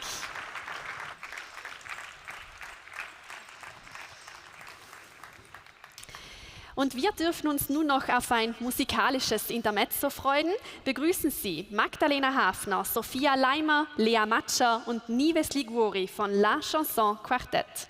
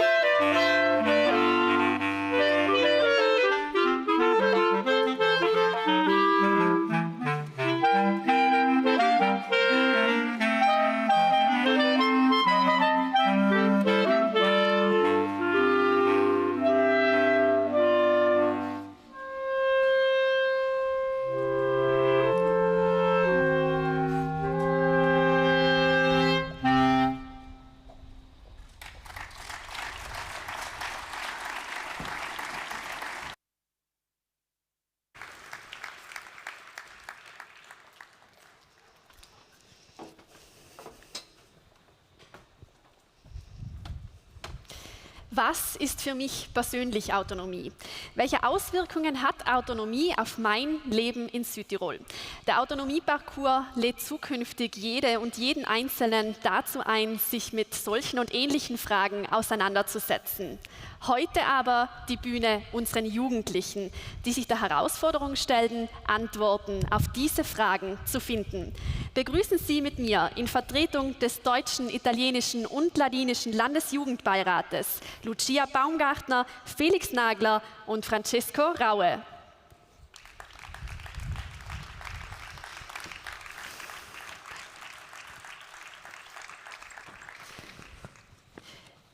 Lucia, was heißt autonom sein für dich persönlich? Wenn man im Duden autonom, das Wort autonom nachschlägt, erhält man Synonyme wie zum Beispiel selbstständig, eigenständig, unabhängig, eigenverantwortlich oder emanzipiert. Und das gefällt mir persönlich eigentlich schon mal ganz gut. Wenn ich an meine Zukunft denke, möchte ich die Möglichkeit haben, diese autonom zu gestalten. Mit den beiden Verben selbstständig und emanzipiert sein ist somit auch die Freiheit verbunden, die kulturelle und politische Zukunft zu formen. Autonomie an sich ist auch die Möglichkeit, Regeln selbst zu bestimmen. Und wenn faire Regeln entstehen, bedeutet das faire Chancen für alle. Also faire Chancen für alle. Lucia, spannen wir den Bogen weiter. Was bedeutet Autonomie bezogen auf Südtirol? Mir gefällt es auch sehr gut, wenn man immer an die Substanz der Wörter geht. Deshalb auch hier wieder. Autos, selbst und Nomos, Gesetz. Das Wort kommt aus dem Griechischen. Aus rein sprachlich-semantischer Sicht eigentlich eine ganz klare Angelegenheit. Trotzdem scheint mehr dahinter zu stecken. Was wäre Autonomie ohne das notwendige Verantwortungsbewusstsein, ohne Rücksicht oder ohne die erforderliche Hingabe? Vielleicht wäre Autonomie dann ein ganz gewöhnlicher, banaler Auf- und Ausbruch, vielleicht ein Kompromiss. Autonomie ist aber nicht nur Selbstbestimmung, sondern auch mit dem Gedanken an Eigenverantwortung verbunden. Sie sollte damals aber niemals eine gesellschaftliche Barriere herstellen und Spannungen zwischen ethnischen Gruppen auslösen. Also wieder das Element des Vereinenden. Felix, was bedeutet Autonomie für die Politik? Ja, die Autonomie gibt der Politik viel Gestaltungsfreiheit in vielen Bereichen. Es ist einfacher, schnellere und gezieltere Maßnahmen zu setzen und Ziele zu konkretisieren. Und als gutes Beispiel kann man den Bildungsbereich nennen und vor allem in Bezug auf die Mehrsprachigkeit, die für uns Jugendliche so wichtig ist und für unser berufliches Leben uns einen großen Vorteil gibt, gibt die Autonomie eben viele Chancen der Politik. Ich glaube aber auch, dass für die Politik ist die Autonomie auch eine sehr, sehr große Verantwortung gegenüber der gesamten Bevölkerung. Francesco, qual è l'insegnamento più importante che possiamo trarre? Francesco, was ist die wichtigste Lehre, die wir aus der Autonomie und aus der Autonomiegeschichte ziehen können? Ich glaube, die wichtigste Lehre, die wir aus der Autonomie und aus der Geschichte unseres Landes ziehen können, es geht um das friedliche Zusammenleben zwischen unterschiedlichen Sprach- und Kulturgruppen. Es ist möglich, das war nicht eine Selbstverständlichkeit, denn die dunklen Jahre des Krieges, aus denen wir herausgekommen sind und auch Europa herausgekommen ist, es hätte schlimmer ausgehen können.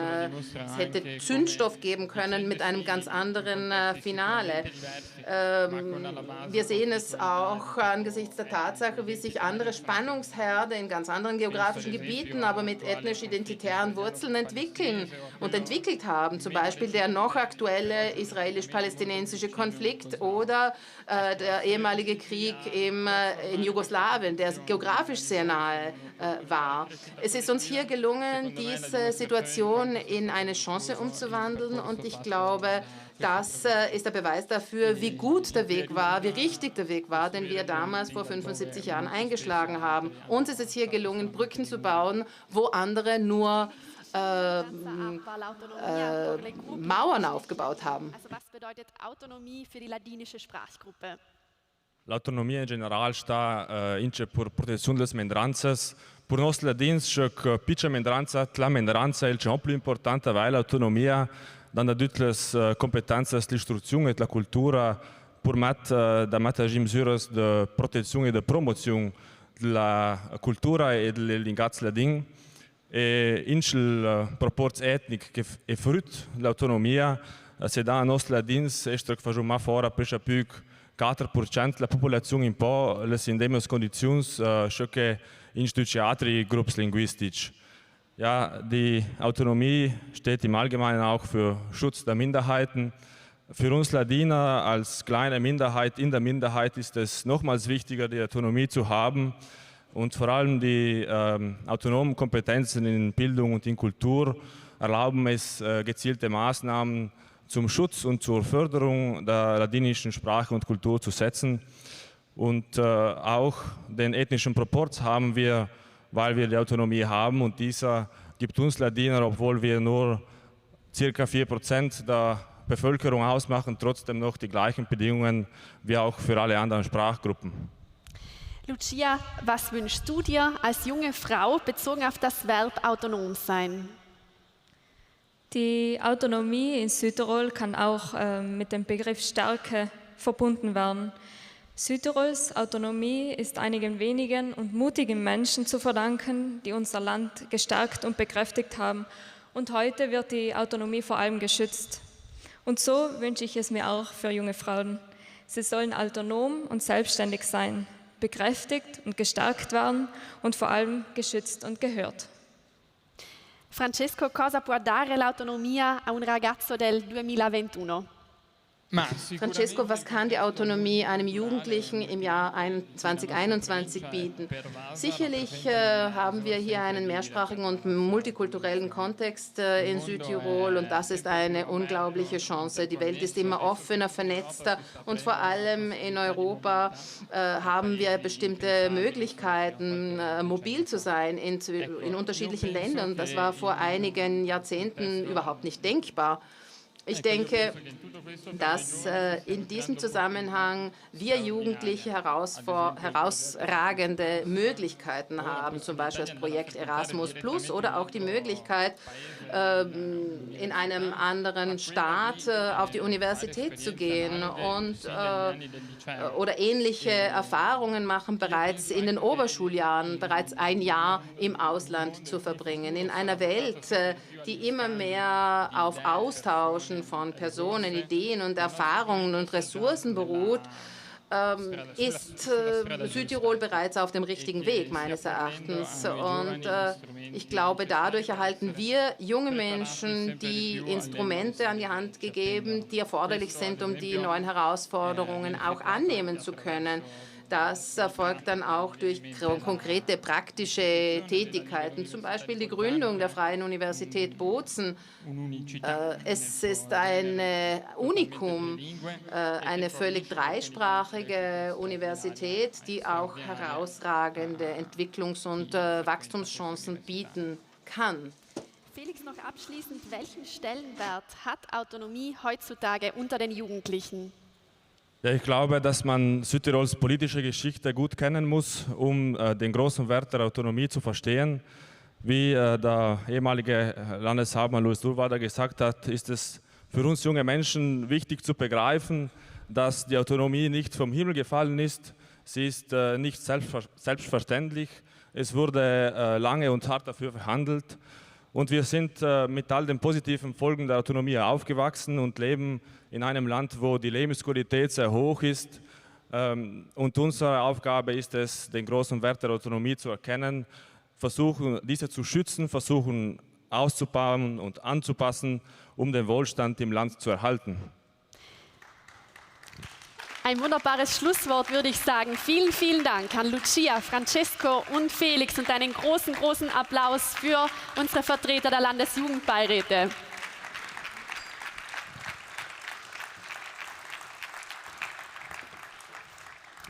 Ich würde sagen, mit solch reflektierten Jugendlichen können wir wahrlich zuversichtlich in die Zukunft schauen. Einiges haben wir bereits über den Autonomieparcours gehört und vor allen Dingen umrahmen die roten Stelen direkt neben Ihnen, werte Damen und Herren, unsere heutige Festkulisse auf dem Silvius-Maniago-Platz und geben den Feierlichkeiten im wahrsten Sinne des Wortes auch einen roten Faden. Tauchen wir nun mit einem Kurzfilm in den Parcours Wir und die Autonomie gewidmet Silvius Maniago ein.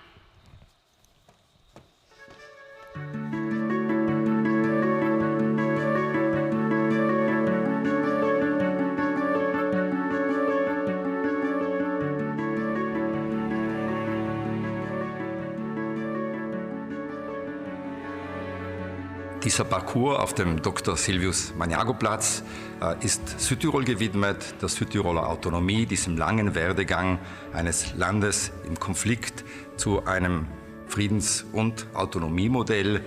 Die zentrale Persönlichkeit in diesem langen Werdegang ist ohne Zweifel Silvius Magnago, noch geboren und aufgewachsen in der Donaumonarchie mit ihren Widersprüchen, aber auch mit ihrer Pluralität von Sprachen und Kulturen. Ein Kind der Kriegsgeneration, Zweiter Weltkrieg und ein Kind oder dann schon ein junger Mann des Wiederaufbaus und des Wiedermutfassens in eine neue Zukunft. Diese Persönlichkeit ist gezeichnet davon, großen Druck auszuhalten, der auf Südtirol gelastet hat und doch nach vorne zu schauen.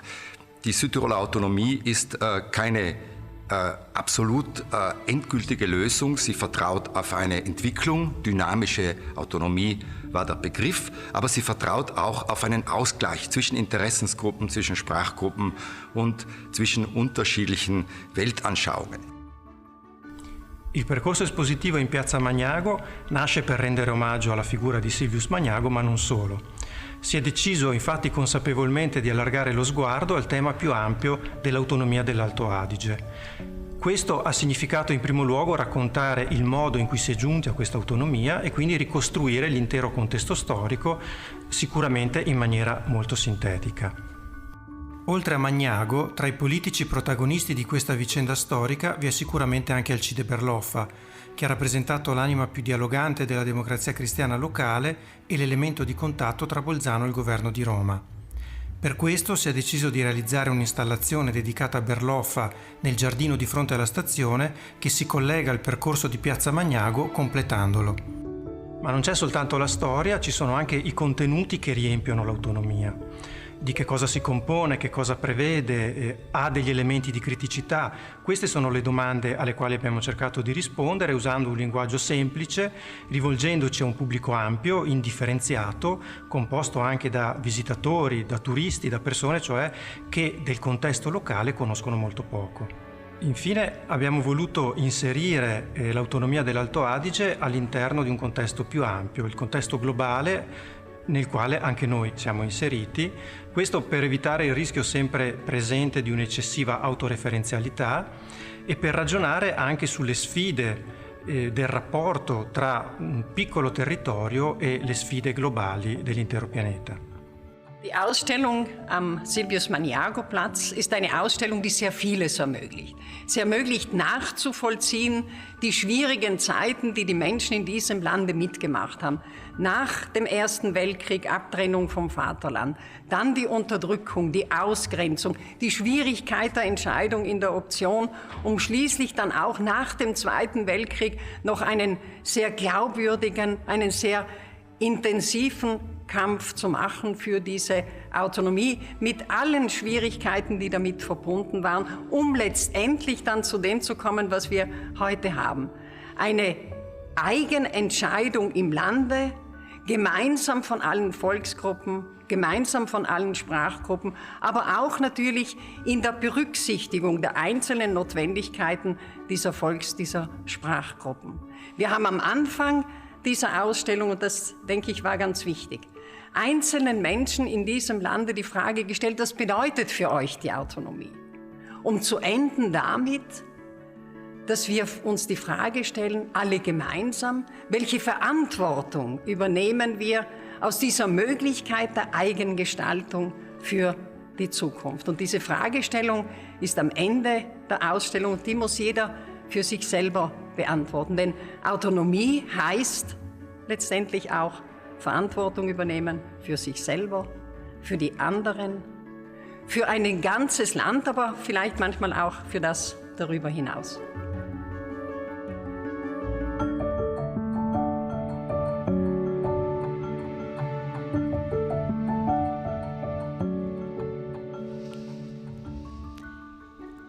Der Der Autonomieparcours lädt zur Auseinandersetzung mit Gemeinschaft, Identität und Zukunft ein. An der Konzipierung des Parcours waren viele namhafte Historikerinnen und Historiker und Museumsfachleute beteiligt.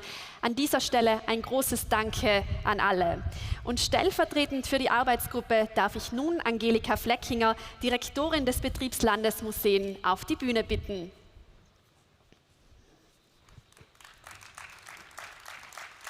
Guten Abend. Guten Abend, Frau Fleckinger. Der mehrsprachige multimediale Parcours soll die Geschichte und Autonomie Südtirols aus allen Facetten beleuchten. Welches Konzept liegt diesem Autonomieparcours zugrunde und was macht ihn so besonders? Also wir haben jetzt heute Abend schon sehr viel über die Inhalte dieser neuen Ausstellung gehört. Was, glaube ich, wirklich neu ist, dass wir hier ein sehr kompaktes, ein sehr komplexes Thema in einer sehr kompakten Form aufbereitet haben, auch sehr zeitgenössisch. Und was in Europa, denke ich, einmalig ist, dass wir uns hier im öffentlichen Bereich bewegen, also völlig ohne Barrieren, kann jeder und jederzeit sich zu diesem Thema informieren und wir stehen außerhalb eines musealen Kontextes. Das hat uns als Arbeitsgruppe natürlich vor unterschiedliche Herausforderungen gestellt, natürlich auch bei der Auswahl der Materialien, aber auch bei der eingebauten Technik.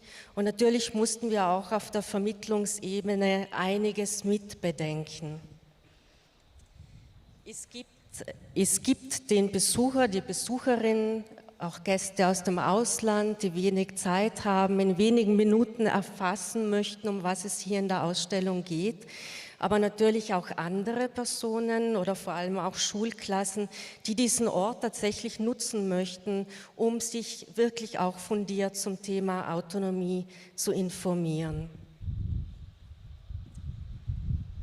Es war unseren Auftraggebern, also der Südtiroler Landesregierung, dem Südtiroler Landtag, aber auch der Arbeitsgruppe, und ich darf nur ganz kurz noch einmal die Namen erwähnen, mitgearbeitet haben Martha Stocker, Hans-Karl Bettalini, Josef Rohrer, Andrea Di Michele, Verena Malverteiner und die Agentur DOC. Also sie haben diese Ausstellung ausgearbeitet und allen war es wichtig, dass wir hier einen Ort schaffen der Auseinandersetzung, der Diskussion, der Reflexion zum Thema. Und wenn an diesem Platz solche Diskussionen entstehen, wie wir es gerade vorhin mit den Jugendlichen gehört und gesehen haben, dann haben wir das Ziel auch erreicht. Ich möchte auch sagen, dass aufgrund dieser Vorgabe diese Ausstellung nicht nur ein Abriss historischer Ereignisse ist und eine Aufzählung der Besonderheiten der Autonomie.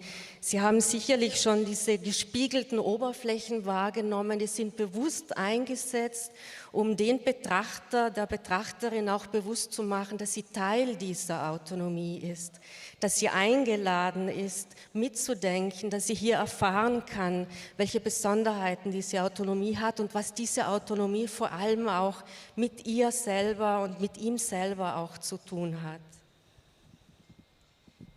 Eine gelebte, belebte Ausstellung soll es sein, eine dynamische und eine inklusive, wie auch die Autonomie selbst.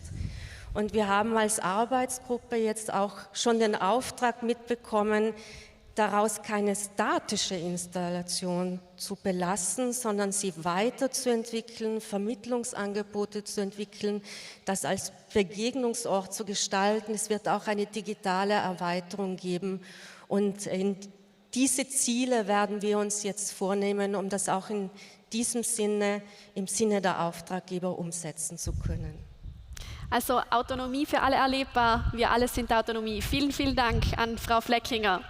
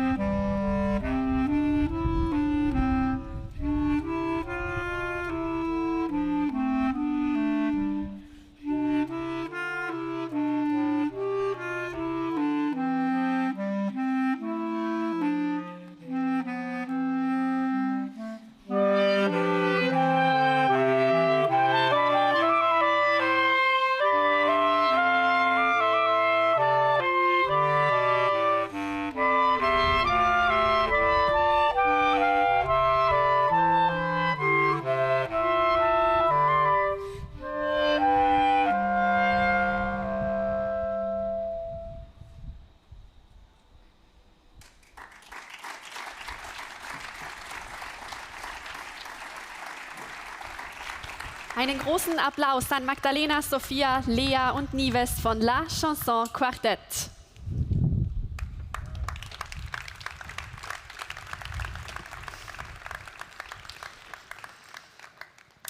Das Gruber-de Gasperi-Abkommen, unterzeichnet zwischen Österreich und Italien heute vor genau 75 Jahren, ist die internationale Grundlage für den Minderheitenschutz in Südtirol und die Autonomie. Die guten Verbindungen zwischen Österreich und Italien spielen seit jeher für Südtirol eine bedeutende, ja eine überlebensnotwendige Rolle.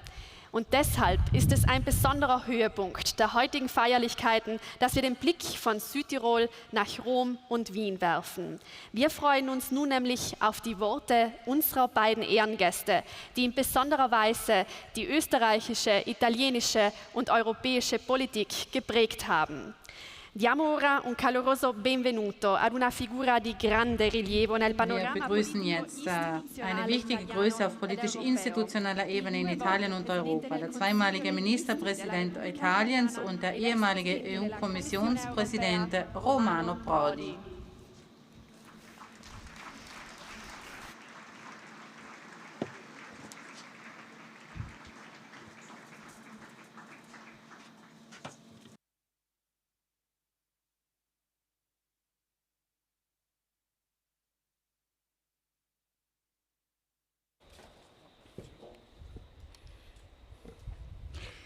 Liebe Freunde, ich freue mich, heute mit Ihnen zusammen ein gesamtes Projekt zu feiern, das nicht immer einfach, dafür aber besonders fruchtbar war und fruchtbar ist. Scusate il mio tedesco, ma... Ich bitte um Nachsicht für mein Deutsch. Ho cercato di recuperare ricordi di gioventù quando un tempo... Aus meinen Jugenderinnerungen das herauszukramen. Irgendwann früher habe ich auch Deutsch gesprochen.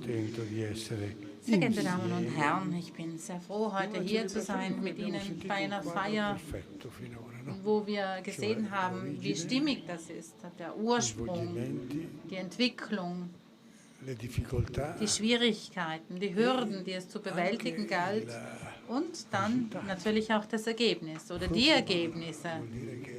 Fruchtbar. Es hat also Ergebnisse gegeben, es hat Früchte getragen.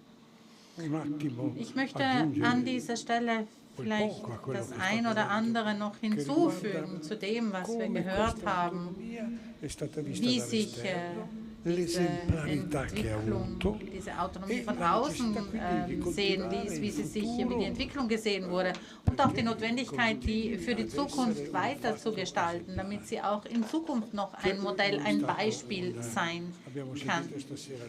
Wir haben ja gehört, das vielfach anklingen, das war kein einfacher Prozess und am Ende des Krieges hätte sicherlich niemand gedacht, dass sich das so entwickeln würde. Das hat begonnen mit diesem weitsichtigen Abkommen zwischen zwei hochkarätigen Staatsmännern, die diesen Krieg auch erlebt und erlitten hatten. Und dann auch auf lokaler Ebene zwei Persönlichkeiten, die wussten, wie sie damit umgehen müssen. Also dieser mühsame Weg, diese Autonomie zu schaffen, zu gestalten, zu bewahren. Ich bin ja auch erst zu einer dritten Etappe dazu gekommen. Luis Durnwalder schmunzelt hier. Natürlich schmunzelt er, denn wie oft haben wir uns getroffen, gesprochen, diskutiert, diese Autonomie Stück für Stück auch untersucht. Wir haben ja diese 14 Punkte unter meiner Regierung auch genau angeschaut, aber das Ganze hat natürlich eingehende politische Diskussionen erfordert. Da musste man in technische Detailfragen hineingehen. Diese Diskussionen, dazu bin ich nicht zu Luis Durnwalder um 6 Uhr morgens gefahren. Wir haben uns in Rom getroffen oder vielleicht auch zum Abendessen. Aber wir wollten natürlich immer dieses gemeinsame Ziel erreichen. Wir wollten ein Beispiel für Europa sein. Und leider, ich sage leider, sind wir das einzige Beispiel auch in Europa heute noch. Und wir sehen, welche große Schwierigkeiten es zum Beispiel in Spanien gibt, wenn es darum geht, solche Probleme zu bewältigen.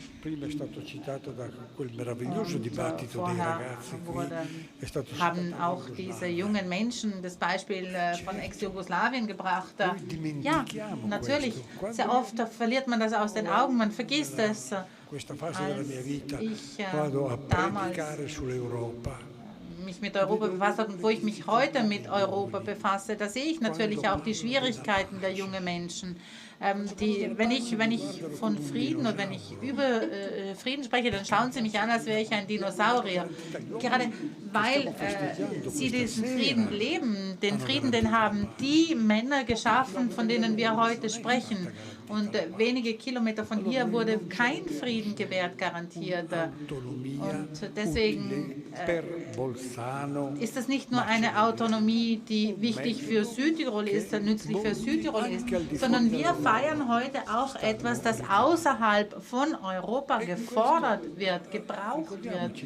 Und möglich war das allein auch für Europa und aufgrund von Europa. Und es ist schön, dass Heinz Fischer, der ehemalige Bundespräsident Österreichs, hier ist. Denn diese zwei Länder, Italien und Österreich, haben hier ein Beispiel statuiert, ein Exempel statuiert, wie man das machen kann. Und ohne Europa wäre das aber nicht möglich gewesen. Und sehr geehrte Damen und Herren, Sie sehen schon, das ist eben der Rahmen, in den ich auch Südtirol einordne, diese große Brückenfunktion zwischen den deutschsprachigen Ländern und den italienischsprachigen, den romanischen Ländern. Und da gibt es dann natürlich sicherlich auch technische Fragen zu Kompetenzen, die Diskussionen mit Helga Thaler-Außerhofer zu Höhenmetern und Höhengrenzen für viele technische Sachen. Aber es ging schlussendlich einfach nur darum, wie gemeinsame Probleme gelöst werden können. Und möglich ist das nur und war das nur, weil es Europa gibt und weil Europa auch zukunftsgerichtet solche Themen angeht. Und hier spielt auch Südtirol eine große Rolle, denn Südtirol hat diese Brückenfunktion, diese Schnittstelle ist Südtirol. Südtirol ist eine wahrhafte Brücke zwischen dem deutschsprachigen und dem romanischsprachigen Raum. Natürlich hat es oft Probleme gegeben, zum Beispiel, wo es um die Gründung der Universität Bozen ging. Da gab es viele Polemiken, aber heute ist es natürlich etwas, worauf man stolz ist. Eine dreisprachige Universität, das neue Latein, Englisch. Interessant doch, dass die am weitesten verbreitete Sprache in Europa von einem Europäer von 100 gesprochen wird als Muttersprachler. Das heißt also, Englisch fungiert heute als das neue Latein, als Lingua Franca. Aber wir haben in Südtirol eine dreisprachige Universität, Deutsch, Italienisch und Englisch. Und darauf ist man stolz. Und das ist auch die Aufgabe, die Rolle Südtirols. Wobei natürlich auch der Wissenstransfer eine wichtige Rolle spielt. Transfer auch von Investitionen, von wirtschaftlichen Institutionen. Im Rahmen meiner Tätigkeit, meiner Laufbahn habe ich ja immer darauf hingedrängt, dass Institutionen wie das Fraunhofer-Institut eben nach Italien kommen. Und wo ist Fraunhofer Italien angesiedelt? In Bozen, in Südtirol. Und das ist doch dieses Beispiel, das wir brauchen. Schritt für Schritt ist eine solche Entwicklung umgesetzt worden. Und das erfordert natürlich auch starke politische Vertreter. Ich habe mich ja persönlich auch dafür stark gemacht, dass es einen EU-Parlamentarier aus Südtirol Südtirol in Brüssel gibt. Und das war nicht immer einfach, dass man hier erklären muss seinen Bekannten, seinen Freunden, wie wichtig diese Vorzugsstimme für den Südtiroler Kandidaten ist. Aber dieses politische Bewusstsein ist umso wichtiger, umso wertvoller, weil das Ganze komplementär zusammenspielt, weil wir gemeinsam diese Rolle in Europa spielen und füllen können. Und das ist der politische Stellenwert dieser Autonomie. Natürlich hat man schon viel über diese Autonomie auch heute Abend gesprochen. Autonomie ist nie etwas Statisches. Autonomie ist aufgrund ihrer Natur etwas Dynamisches. Und man hat es auch schon gehört heute Abend. Man muss natürlich auch denken, wie Nachhaltigkeit, wie Ökologie hier gelebt werden können, auch im Wechselspiel zwischen urbanem und ländlichen Raum, zwischen Peripherie und Zentrum. Wenn wir an die Zukunft denken, dann haben wir natürlich unsere Vorstellungen, aber diese Schnittstelle, diese Brückenfunktion zwischen deutsch- und italienischsprachigen Raum ist in Europa eine sehr wichtige. Und wenn es große wirtschaftliche Spannungen gegeben hatte, die Griechenland-Krise 2008, diese große Wirtschaftskrise, die konnte gelöst werden, weil man an den Inhalten gearbeitet hat, aber natürlich auch aufgrund dieser führenden Rolle, die von deutscher Seite vorgeschlagen wurde und die von deutscher Seite kam. Und jetzt muss man natürlich schauen, wie man aus dieser Krise herauskommt, und scheinbar schneller, als man das eigentlich gedacht hätte. Aber das sind die wirtschaftlichen Aspekte. Und jetzt geht es um die politische Entwicklung. Und auch hier braucht es diesen Konsens, diese Übereinkunft. Und jetzt wird es nicht Deutschland sein, das diesen Vorschlag machen muss, sondern da ist es an Frankreich, weil politisch gesehen Frankreich, das ein Vetorecht hat, in der UNO. Und die Afghanistan-Krise lehrt uns, dass dieser Schritt ein wesentlicher Schritt für Europa ist. Europa ist heute berufen, eine gemeinsame Außenpolitik zu schaffen, eine gemeinsame Verteidigungspolitik einzurichten. Es kann nicht angehen, dass nur wenige Kilometer von hier entfernt Russland und die Türkei in Libyen die Politik bestimmen. Natürlich ist der Atlantikpakt für uns auch weiterhin ein wesentlicher Eckpfeiler. Aber wir müssen unsere europäische Politik gestalten. Es kann nicht angehen, dass wir erst den Zeitungen entnehmen müssen, dass Europa gar nicht informiert wurde von diesem Truppenabzug, unter dem Vorwand, dass Europa nur wenig zur Verteidigung innerhalb der NATO beiträgt. Sehr geehrte Damen und Herren, Sie verstehen also, warum wir diesen Schritt machen müssen auf der politischen Ebene. Und funktionieren kann das nur, wenn dieser Konsens besteht, dieses Einverständnis zwischen dem romanischen und dem deutschsprachigen Raum.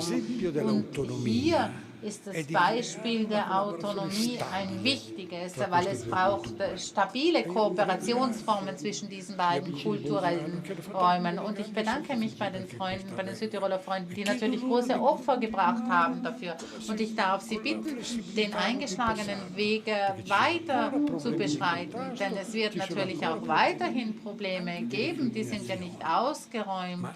Es geht weiterhin auch um Feinheiten, aber wir brauchen hier alle sehr viel Weitsicht in unserem Handeln, denn dann können wir Probleme lösen. Denn Probleme lassen sich lösen, wenn wir alle gemeinsam an einem Strang ziehen und alle gemeinsam ein gemeinsames Ziel vor Augen haben.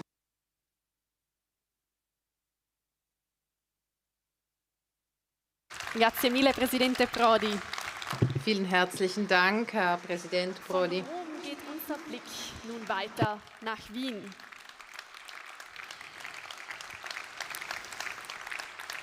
Grazie mille.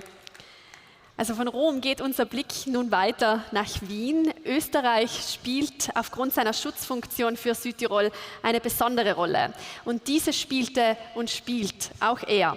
Nicht nur auf dem österreichischen, sondern auf dem internationalen politischen Parkett.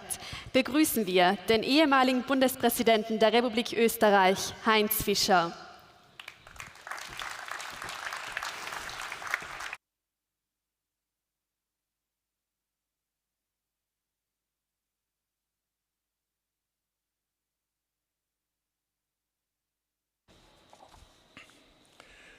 Lieber Ministerpräsident Prodi, danke für deine Ausführungen. Meine sehr geehrten Herren Landeshauptmänner, Exzellenz Herr Bischof, verehrte Damen und Herren.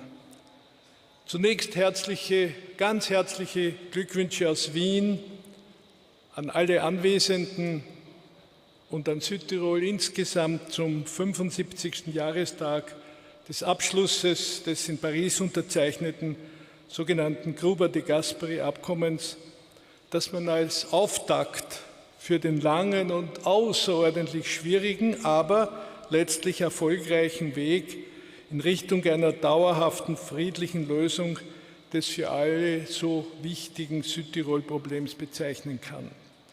Herzliche Gratulation auch zur Eröffnung des Autonomieparcours auf dem Silvius-Magnago-Platz, der mit diesem Namen an eine der ganz großen Persönlichkeiten der modernen Geschichte Südtirols erinnert. Meine Damen und Herren, ich schätze Veranstaltungen dieser Art, weil sie einen Anstoß geben, sich mit unserer Geschichte zu beschäftigen und dadurch aus der Geschichte zu lernen.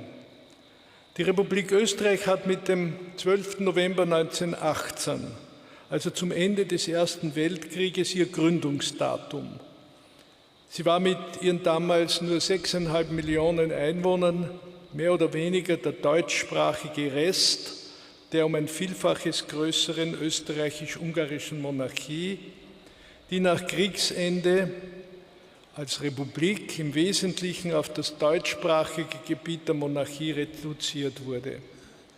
Dass Südtirol mit seiner großen deutschsprachigen Mehrheit dennoch nicht zu Tirol und nicht zu Österreich gehören sollte, war extrem schmerzlich.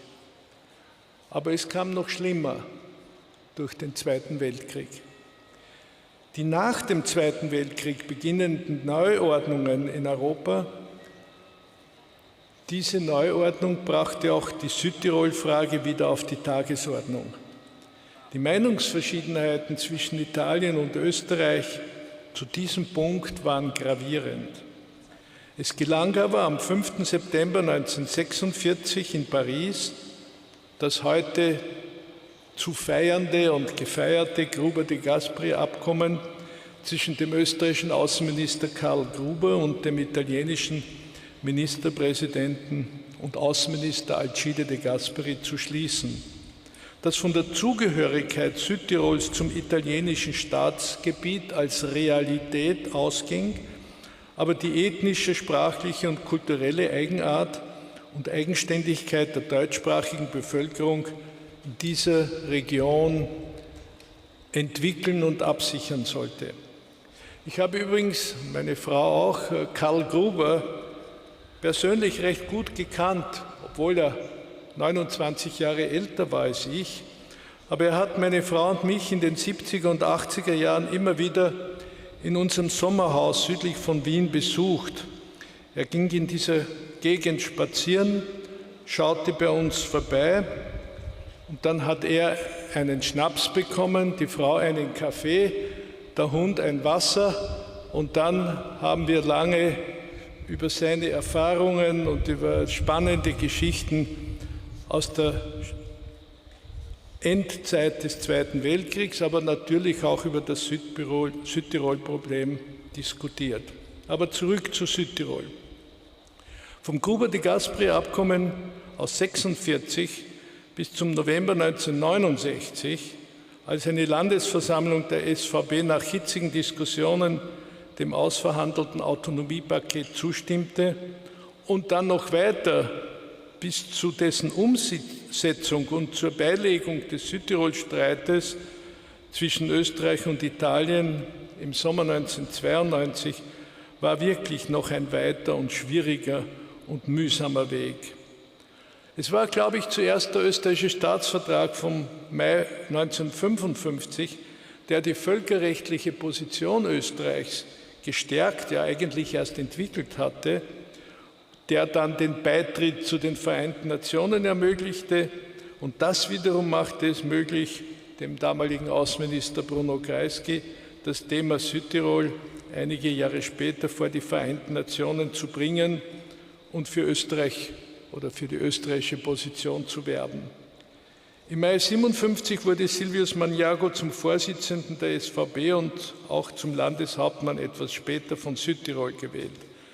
Er hat sein ganzes politisches Leben und seine Energien, seine Lebensenergien diesem Problem gewidmet. Und nicht nur Südtirol, sondern auch Österreich und Italien haben ihm enorm viel zu verdanken, wie wir das heute ja so schön geschildert bekommen haben.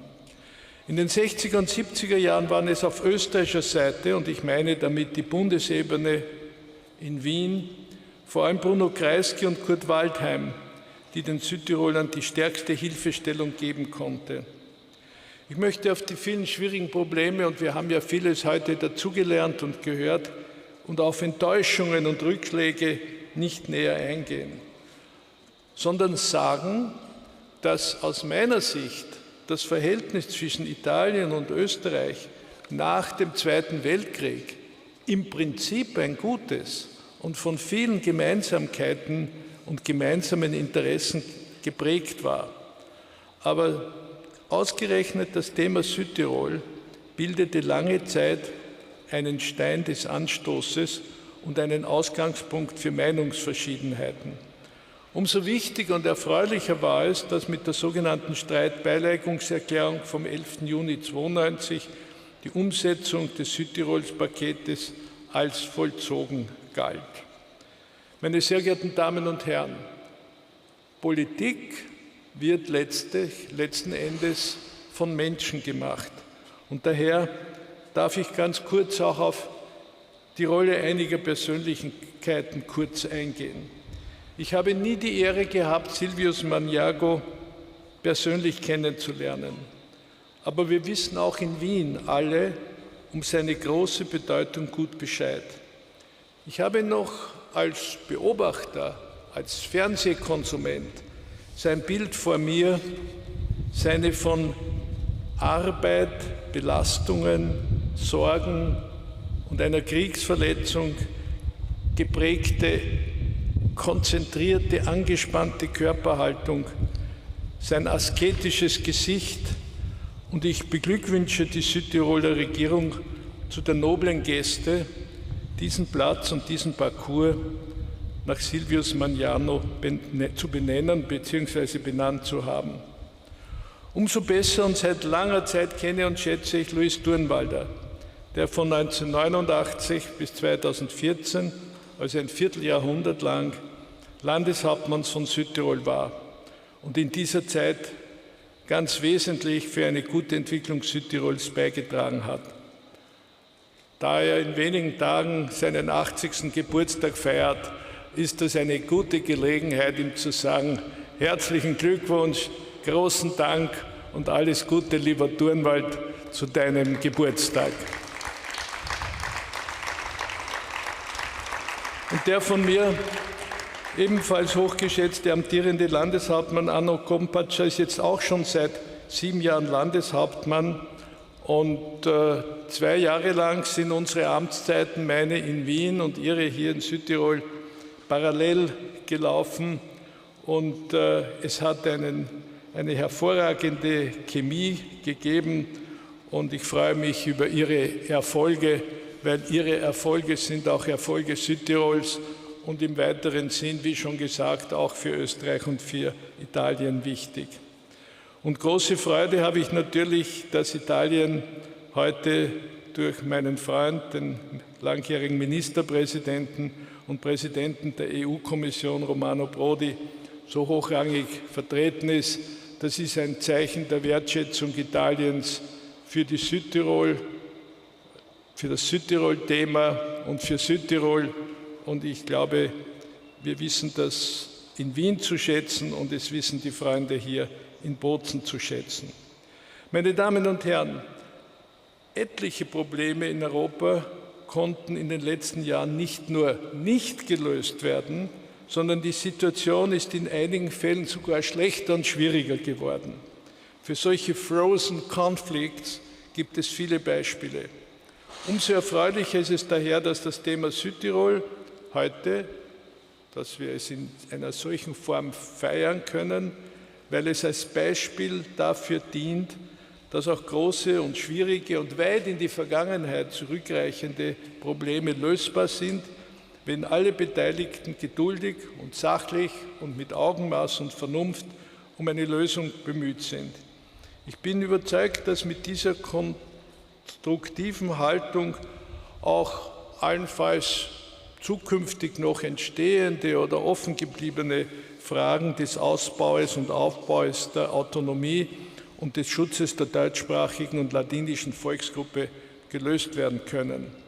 Das ist ja auch im Interesse Österreichs, das als Vertragspartner des Gruber-de Gasperi-Abkommens konstruktiv und verantwortungsbewusst zu handeln versucht und auch handelt, glaube ich, weil das eben ein Herzensanliegen für uns alle ist. In diesem Sinn herzlichen Glückwunsch zum Anlass, 75 Jahre Gruber-de Gasperi-Abkommen und alles Gute für eine gemeinsame, glückliche, friedliche Zukunft für Italien, für Österreich und für Südtirol in Europa. Glück auf. Danke.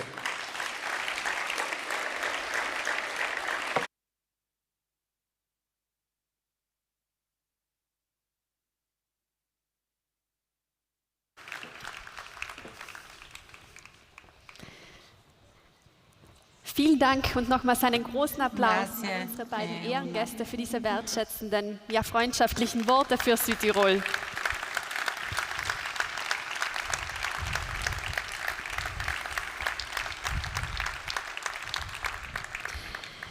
Der positive europäische Geist der Umsetzung des Pariser Vertrags ist bis heute eine wesentliche Grundlage auch für die grenzüberschreitende Zusammenarbeit.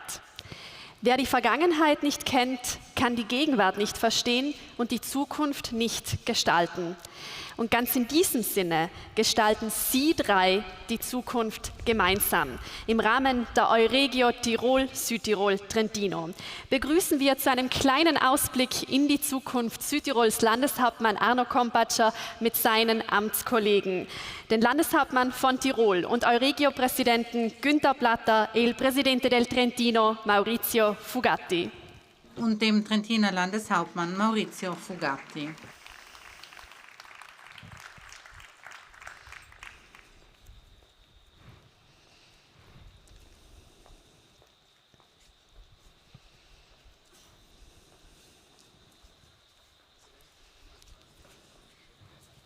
Während wir auf die drei Landeshauptleute warten, können Sie, verehrte Damen und Herren, bereits ein wunderbar buntes Bild zur Euregio betrachten. So. Ich muss nicht glauben, bitte schön. Herr Landeshauptmann Platter, Sie haben der Euregio nun 2 Jahre lang als Präsident vorgestanden. Unter anderem wurden die Euregio-Gründungsverträge reformiert. Ist die Euregio fit für die Zukunft? Ja, diese Frage ist leicht zu beantworten. Selbstverständlich ist die Euregio fit für die Zukunft. Aber eines müssen wir heute auch wissen, an diesem Tag, dass eigentlich durch das Gruber-de Gasperi-Abkommen auch das Fundament und die Basis für die Euregio gelegt wurde.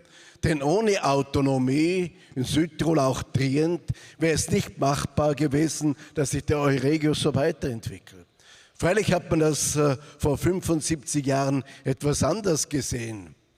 Und die Entwicklung dort war schon schwierig, weil diese Trennung Tirols sehr präsent war.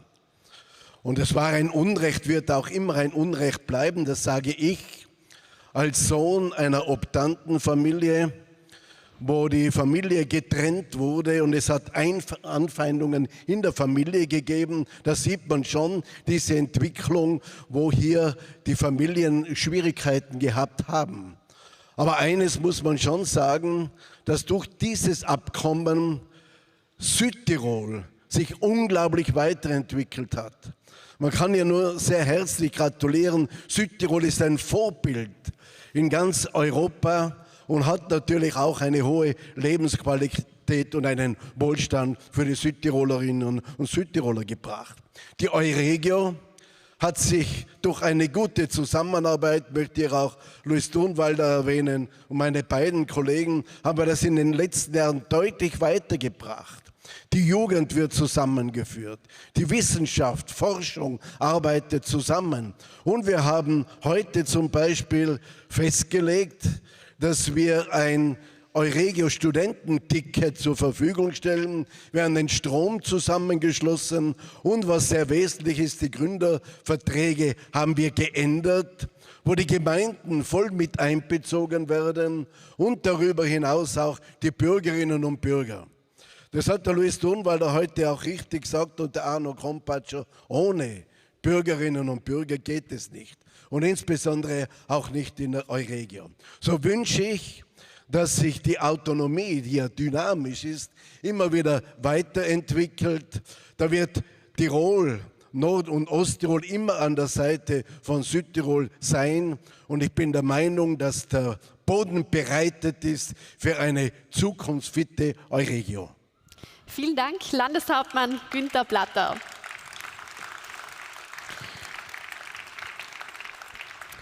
Presidente Fugatti ad ottobre. Landeshauptmann Fugatti, im Oktober wird der Euregio-Vorsitz von Tirol ans Trentino übergehen und damit werden Sie das Ruder in der Hand halten. Wohin wird die Reise gehen? Welche Projekte stehen an? Buonasera. Sehr geehrte Damen und Herren, auch meinerseits guten Abend. Congratulare col Presidente Arno Kompatscher per Landeshauptmann Kompatscher beglückwünschen zur Organisation dieser sehr wichtigen Veranstaltung. Di fronte a tanti interventi autorevoli che abbiamo so viele hochkarätige Rednerinnen und Redner dabei waren und gerade die letzten beiden gezeigt haben, wie wichtig auch der institutionelle Werdegang dieser Autonomie war. Und das sind natürlich auch wichtige Anhaltspunkte für die Weiterentwicklung der Südtiroler Autonomie und auch der Trentiner Autonomie, denn das Trentino und Südtirol sind hier quasi verbunden. Ich bedanke mich auch bei Arno Kompatscher, der heute Vormittag bei unserer Feier in Trient mit dabei war. Wir feiern, wir begehen dieses Jubiläum natürlich gemeinsam in Bozen und in Trient. Und auch in Trient hat Arno Kompatscher heute Vormittag etwas sehr Wichtiges gesagt. Trentino und Südtirol arbeiten, gemeinsam arbeiten, zusammen, miteinander und nebeneinander und können dementsprechend auch optimistisch auf eine Weiterentwicklung der Autonomie schauen, einer dynamischen Autonomie, die sicherlich ein Beispiel sein kann für sehr viele andere Gebiete. Während der Pandemie haben unsere drei Länder gemeinsam gearbeitet, zusammengearbeitet, haben sich abgestimmt, haben sich koordiniert unter eben der Euregio-Präsidentschaft von Landeshauptmann Platter. Und es ist uns dann gelungen, auch in Italien quasi eine Sonderrolle einzunehmen. Und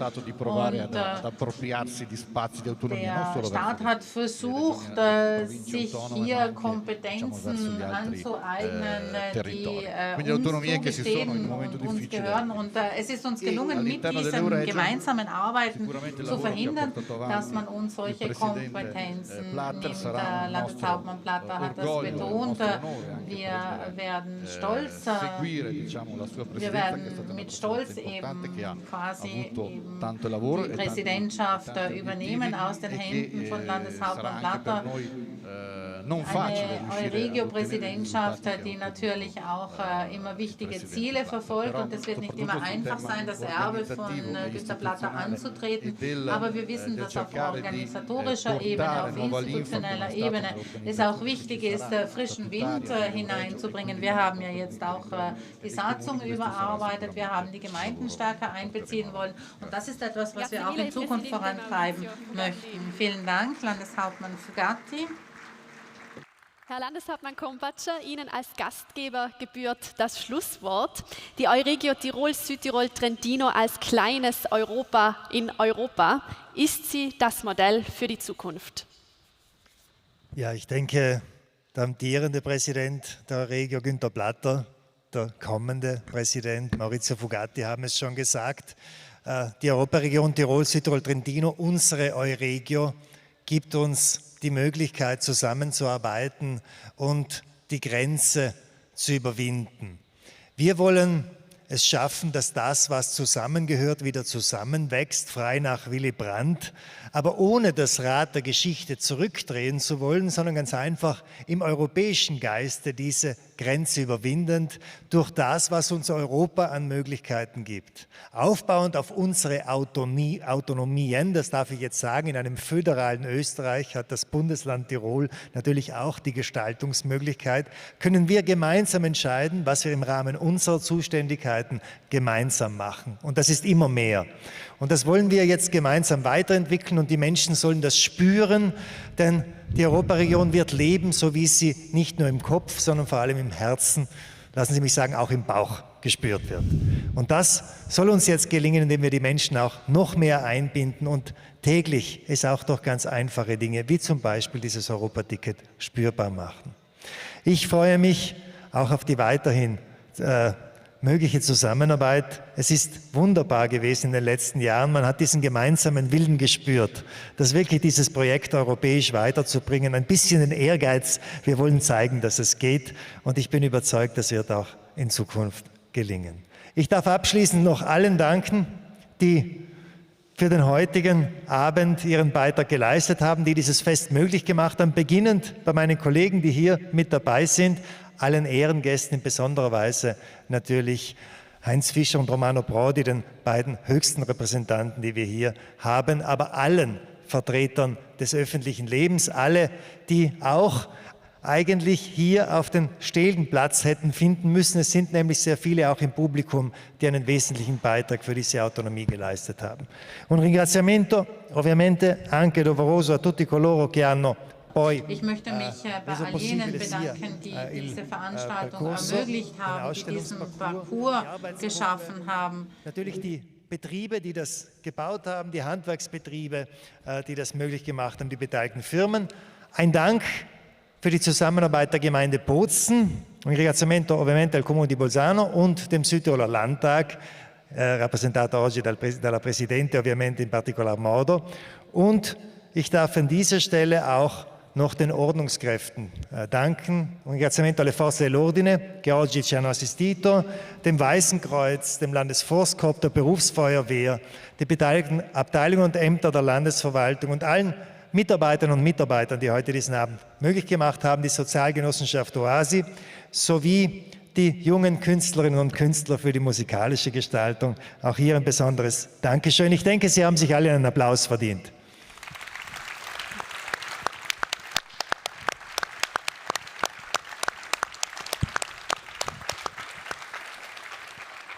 Gleich anschließend findet jetzt eine kleine Feierstunde im Walterhausplatz. Ich bitte wirklich, dass wir uns gemeinsam dann gleich dorthin begeben. In einer lockeren Atmosphäre wollen wir den Abend noch ausklingen lassen. Es gibt natürlich die Gelegenheit dann hoffentlich für Gespräche. Und ich darf mich abschließend noch einmal bei Ihnen allen bedanken, werte Gäste, dass Sie hier waren. Concludo con l'invito di volere poi. Ich möchte Sie alle sehr herzlich einladen zum Walterhaus. Dort haben wir eine kleine Erfrischung für uns alle vorbereitet, ein kleines Buffet. Heinz Fischer, mit Gattin Margit Fischer e il ringraziamento particolare va allo stesso modo al Presidente Professor Romano Prodi. Und natürlich auch Herr Professor Romano Prodi mit seiner Gattin Flavia Prodi. Vielen Dank und einen großen Applaus an die 3 Landeshauptleute der Euregio, Günter Platter, Maurizio Fugatti und an den heutigen Gastgeber, Landeshauptmann Arno Kompatscher. Wie könnte dieser Tag der Autonomie, dieser Tag der Freude besser zum Abschluss gebracht werden als mit einem starken Zeichen des Gemeinsamen, mit der Europahymne in der Chorfassung Beethovens, die Ode an die Freude. Ich bedanke mich bei Ihnen allen, sei es hier auf dem Silvius Magnago Platz als auch online. Vielen Dank, dass Sie heute mit dabei waren. Grazie mille, gentili signore e signori, per essere stati oggi con noi. Sehr geehrte Damen und Herren, wir danken Ihnen sehr fürs Mitdabeisein, sowohl in Präsenz hier am Magnago Platz als auch denjenigen, die sich live zugeschaltet haben.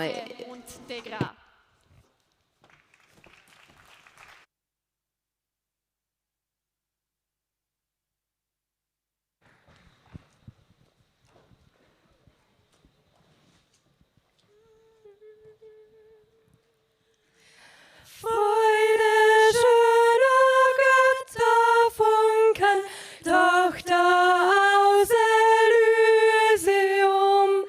Wir betreten feuertrunken, himmlische dein Heiligtum. Deine Zauber binden wieder, was die Mode streng geteilt. Alle Menschen werden Brüder, wo dein sanfter Flügel weilt. Deine Zauber binden wieder, was die Mode streng geteilt. Alle Menschen werden Brüder, wo dein sanfter Flügel weilt. Gioia dell'Eliso, fiamma d'oro giù dal ciel. Noi veniamo ardenti in viso, viva eccelsa il tuo sacel. Il tuo fascino affraterna ciò che il mondo separò. Fratellanza impera eterna, dove la tua posò. Il tuo fascino fraterna, ciò che il mondo separò. Fratellanza impera eterna, dove la tua posò. O lagnazati gangela, auță janta paravis, că la bellezza celată noș bongi bel paeș, God cum naus la gran la razza, i să judai nouni, ceac la moda bel d'ampeța, tan suans bel daș parti. God cum naus la gran la razza, i să judai nouni,